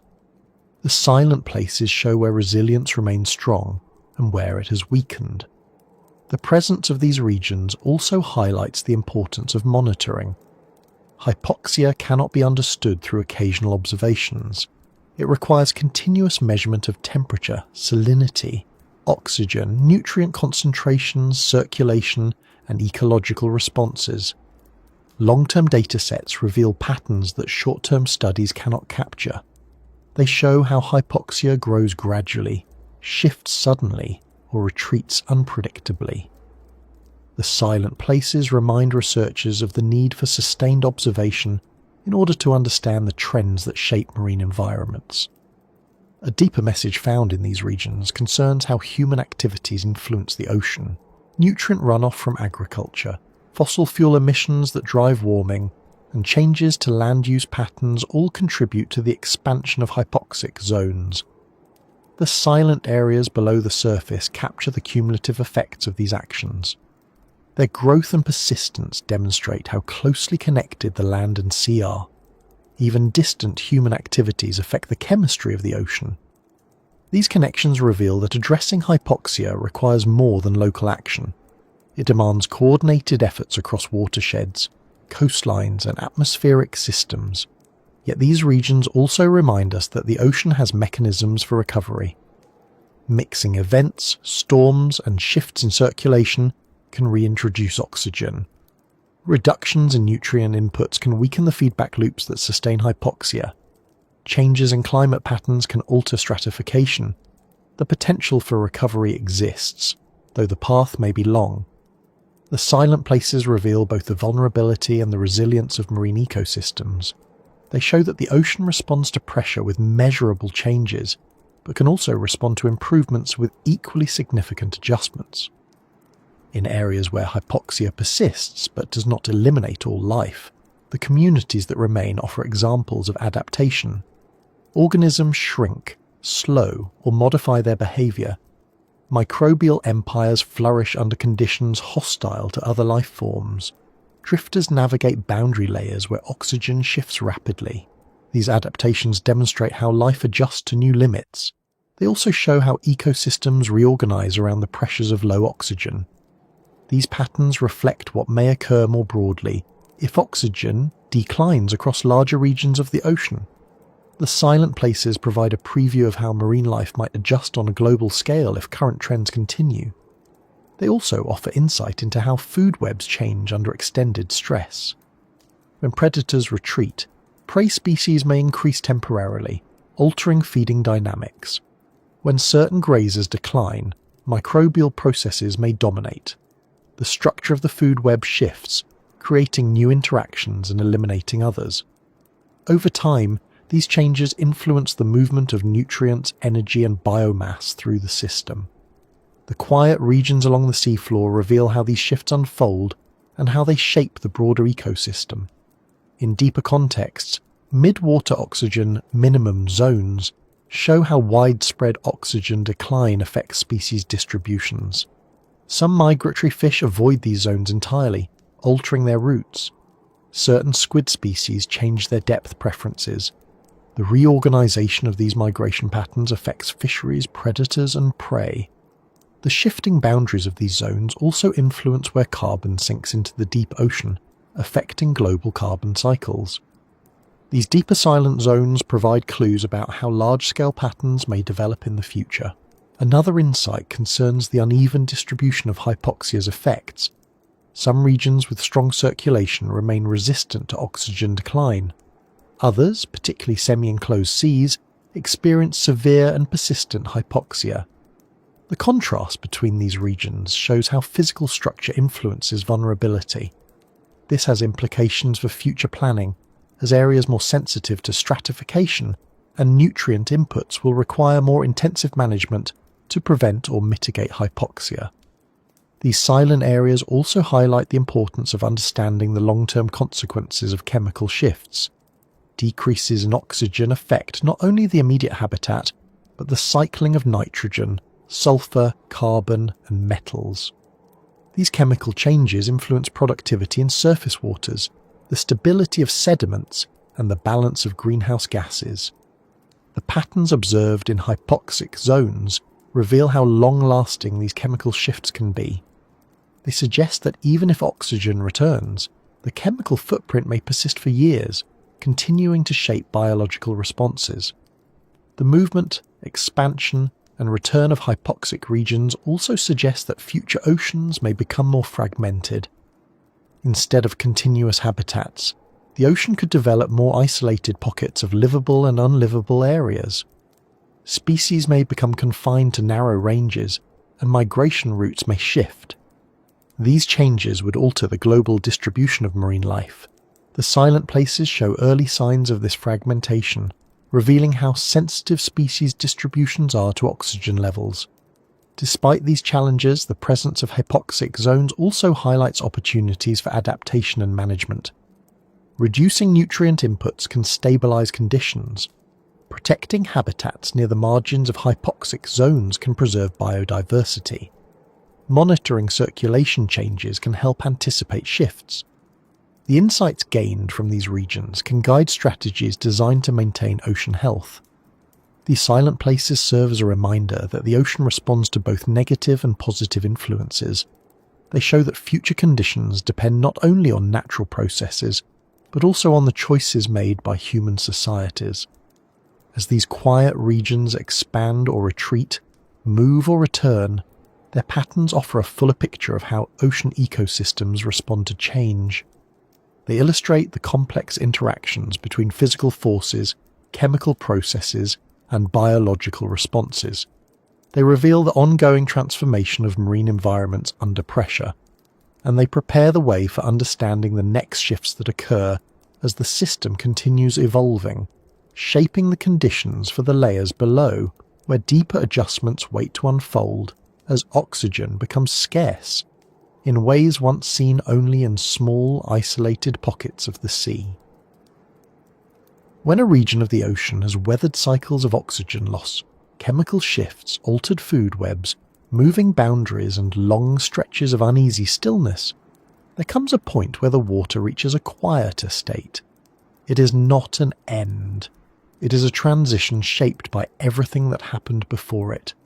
The seafloor that once held a full community of animals now supports slower, smaller survivors.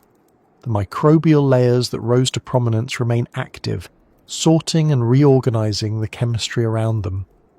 The drifting organisms above continue moving through narrow bands of livable space, responding to faint cues in the water. Everything that persists within these waters does so because it has adapted to the limits imposed by the decline. When the deeper layers turn still, the transformation becomes easier to observe. It reflects a system that has adjusted as far as it can under the pressure, revealing the final steps in a long sequence of changes that began at the surface. In regions where hypoxia continues year after year, the seafloor transforms gradually. Sediments become more enriched with the remains of organisms that once populated the area. The breakdown of this material slows without oxygen, allowing layers of partially decomposed matter to accumulate. Microbial communities grow through these layers, converting compounds in ways that maintain a low-energy equilibrium. Certain types of worms burrow slowly through the sediment, reshaping small pockets but leaving most of the structure intact. Bivalves that once filtered water actively now sit deeper into the sediment, surviving through intermittent activity. Their shells show signs of chemical stress, etched by changes in pH and exposed to compounds that accumulate where oxygen does not reach. These organisms remain, not because the conditions favour them, but because they have found ways to make their reduced demands fit within the constraints of the environment. Above them, the boundary between oxygen-poor and oxygen-rich water may shift slightly with each season. When stratification strengthens, the boundary rises, compressing life into a thinner band.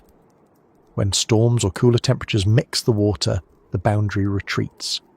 But over time, even these movements settle into a predictable pattern in long-standing hypoxic areas. The region above the boundary hosts animals that have adjusted their behaviour to predictable change. Zooplankton move cautiously, drifting at depths that balance feeding and survival. Small fish position themselves where they can avoid descending into dangerous depths while still reaching prey. The drifters that populate this band have learned the rhythms of this shifting layer. Their presence reflects the stability of a system that remains under stress but has found a balance within it. The deeper portion of the hypoxic region becomes increasingly shaped by chemical structure rather than biological activity. Microbial processes dominate, maintaining gradients through steady reactions involving nitrogen, sulfur, carbon, and metals. Nitrate becomes depleted. Ammonium accumulates. Hydrogen sulfide forms and is consumed. Methane emerges in deeper sediments. These pathways reflect a system that has reached a kind of long-term consistency under low oxygen. The interactions between microbes stabilize these processes, even though they create an environment where few larger animals can survive. This consistency is not a return to a healthier condition. It is a new baseline created under pressure. In some areas, water from these deeper layers occasionally rises due to changes in currents or slight disturbances. When this happens slowly, the chemical layers shift without much disruption. When it happens quickly, it can produce sudden changes in the mid-water column. Drifters respond by adjusting their positions, sometimes moving upward to avoid pockets of water that carry hydrogen sulfide or low pH. Because they have adapted to fluctuating conditions, their movements reflect a sensitivity to small changes in the water's chemistry. The narrow band where oxygen exists becomes a region of constant negotiation, shaped by each new disturbance. The animals that remain in these systems over long periods leave their mark. Their shells, skeletons, and organic material become part of the sediment structure. Over decades, sediment cores record the history of these transitions. Researchers examining these cores find evidence of community shifts, chemical changes, and periods of adjustment that trace the development of hypoxia. The sediments show when certain species disappeared, when microbial processes intensified, and when the system settled into its present structure. These records reveal a story of gradual transition rather than abrupt change. They show the long-term consequences of persistent low-oxygen conditions. For many years, these regions continue to operate in a pattern that reflects both stability and limitation. The The animals at the boundary maintain populations proportional to the available oxygen. The microbial layers in deeper regions cycle compounds at steady rates. The sediments accumulate material slowly. Currents occasionally disturb the structure, but the system returns to its low oxygen state. This pattern persists until outside forces intervene, or until larger environmental shifts alter the system's foundation. One of the more subtle developments in these regions involves the presence of occasional visitors. Some species from better oxygenated waters drift into hypoxic regions when conditions near the boundary improve. They explore cautiously, feeding along the edges. When oxygen declines again, they retreat. These movements show how the boundaries between hypoxic and healthier waters shape the behavior of mobile species. Over time, these species may adapt to the fluctuations, incorporating the edges of hypoxic regions into their regular movements. For them, the region becomes a transitional habitat rather than a barrier. The organisms that remain permanently within hypoxic zones do not rely on such movements. Their presence is tied to the long-term conditions. They survive within narrow limits and reproduce slowly. Over generations, their traits become tuned to the environment. Their reduced physiological demands reflect an alignment with the chemistry of the region. These organisms form the core of the stable community, anchoring the ecosystem even as the upper layers shift. Their persistence shows that even under significant stress, life finds pathways to continue. The presence of these long-standing hypoxic regions also affects the surrounding waters. The boundary between livable and unlivable water becomes part of the broader ecosystem, shaping migration patterns and influencing where predators and prey interact. This boundary can stretch for miles, creating a zone where certain species gather. These gatherings influence feeding, reproduction, and survival. As hypoxia persists, these boundaries become more defined, altering how the ecosystem functions around them. Some animals rely on these boundaries to avoid predators. In oxygen-rich waters, predators may follow them. In hypoxic waters, predators may retreat. The boundary becomes a refuge for some species, even though it represents a dangerous region for others. These dynamics show how hypoxia indirectly shapes behavior, pushing species into new patterns that reflect the altered landscape. Another long-term development involves the chemical materials that build up in deeper layers. Compounds like ammonium, hydrogen sulfide, and iron-rich fluids accumulate over years. These compounds affect nutrient availability in subtle ways. When mixing occurs, they influence the chemistry of the water above, sometimes promoting productivity and sometimes suppressing it. These interactions create feedback loops that sustain the low oxygen state. Even when surface nutrient inputs decline, the internal chemistry of the system may maintain hypoxia for long periods. This persistence reflects the self-reinforcing nature of these regions. In deeper contexts, hypoxic and anoxic basins develop with little direct influence from human-driven nutrient loads. Their development is tied to circulation patterns, basin shape, and long-term climate conditions. In these areas, the transition toward hypoxia takes longer, but once established, the system remains stable. The deep layers become nearly devoid of oxygen. Microbial processes dominate. Chemical gradients become sharply defined. These basins show how long-term environmental shifts can produce persistent low oxygen conditions even without strong nutrient inputs from land. When examining these regions over decades or centuries, the larger marine system shows signs of adaptation. Species distribution shift, migration routes change, productivity patterns fluctuate. Some regions become hotspots for low oxygen survival strategies. Others remain resistant due to strong circulation or unique environmental features. The entire system adjusts in response to the growth of hypoxic regions.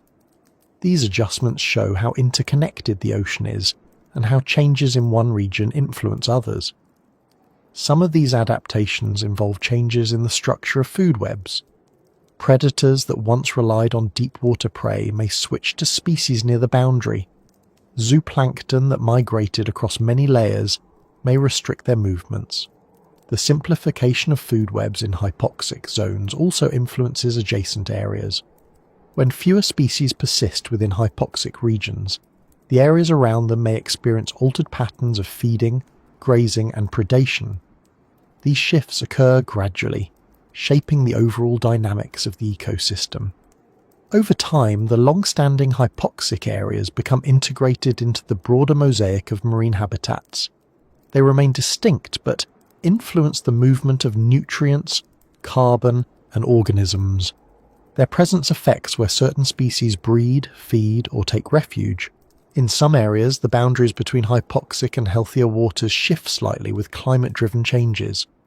Warmer years push the boundary upward, cooler years allow it to sink.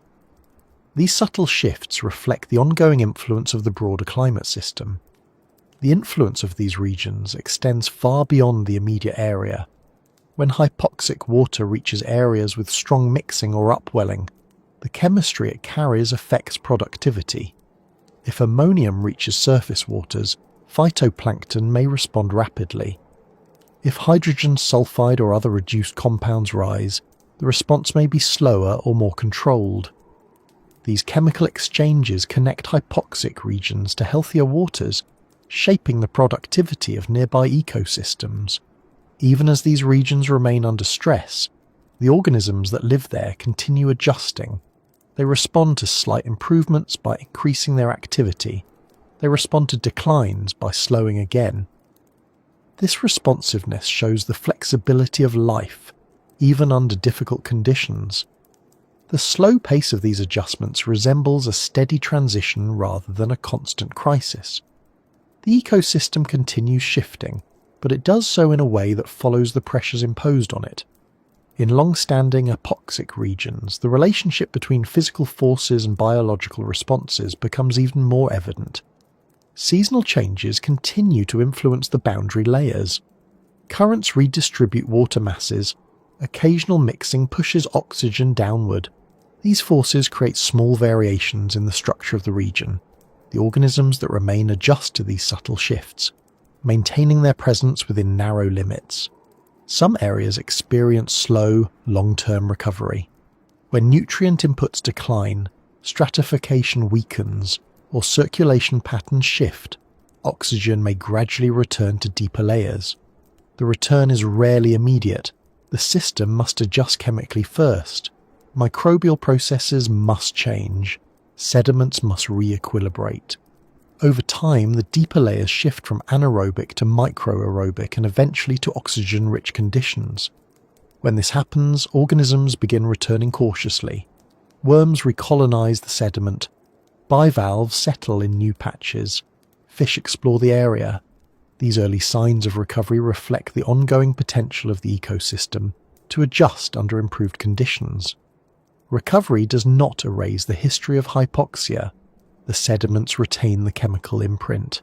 The structure of the microbial community remains shaped by years of low oxygen. The physical boundaries of the region may stay defined even as oxygen returns. But recovery changes the direction of the system. It allows life to expand outward from the narrow bands where it survived. It allows the ecosystem to build new pathways for energy and nutrient flow. The regions that show partial recovery provide important insight into how much resilience exists within marine ecosystems. They reveal that even after years of stress, systems can adjust if conditions change. The pace may be slow, and the outcome may remain uncertain, but the potential remains. These areas highlight the flexibility of life and the adaptability of chemical systems. At the edges of long-standing hypoxic zones, transitions between quiet and active waters reveal the complexity of marine resilience. These regions illustrate the gradient between stress and recovery. They show zones where life finds footholds and where new patterns emerge. They become areas of continued study for understanding how ecosystems reorganize under pressure and how they respond to change. The processes unfolding in these silent regions show a story written over long periods. It is not a story of endings, but of transitions. It reflects shifts in chemical pathways, biological adjustments, and the interactions between physical forces and ecological responses. These regions continue evolving, shaped by the pressures around them and by the organisms that persist within them. They remain quiet but active, limited but alive, reduced yet functioning. Even as they reveal the pressures placed on the ocean, they also show the persistence of life. They remind us that ecosystems continue adjusting, as long as conditions allow it. They demonstrate that change in the ocean does not happen all at once, but through slow reorganization. And they set the stage for ongoing shifts that continue beyond any single region, marking the beginning of further transitions that emerge as the larger ocean moves toward new conditions shaped by the forces acting upon it.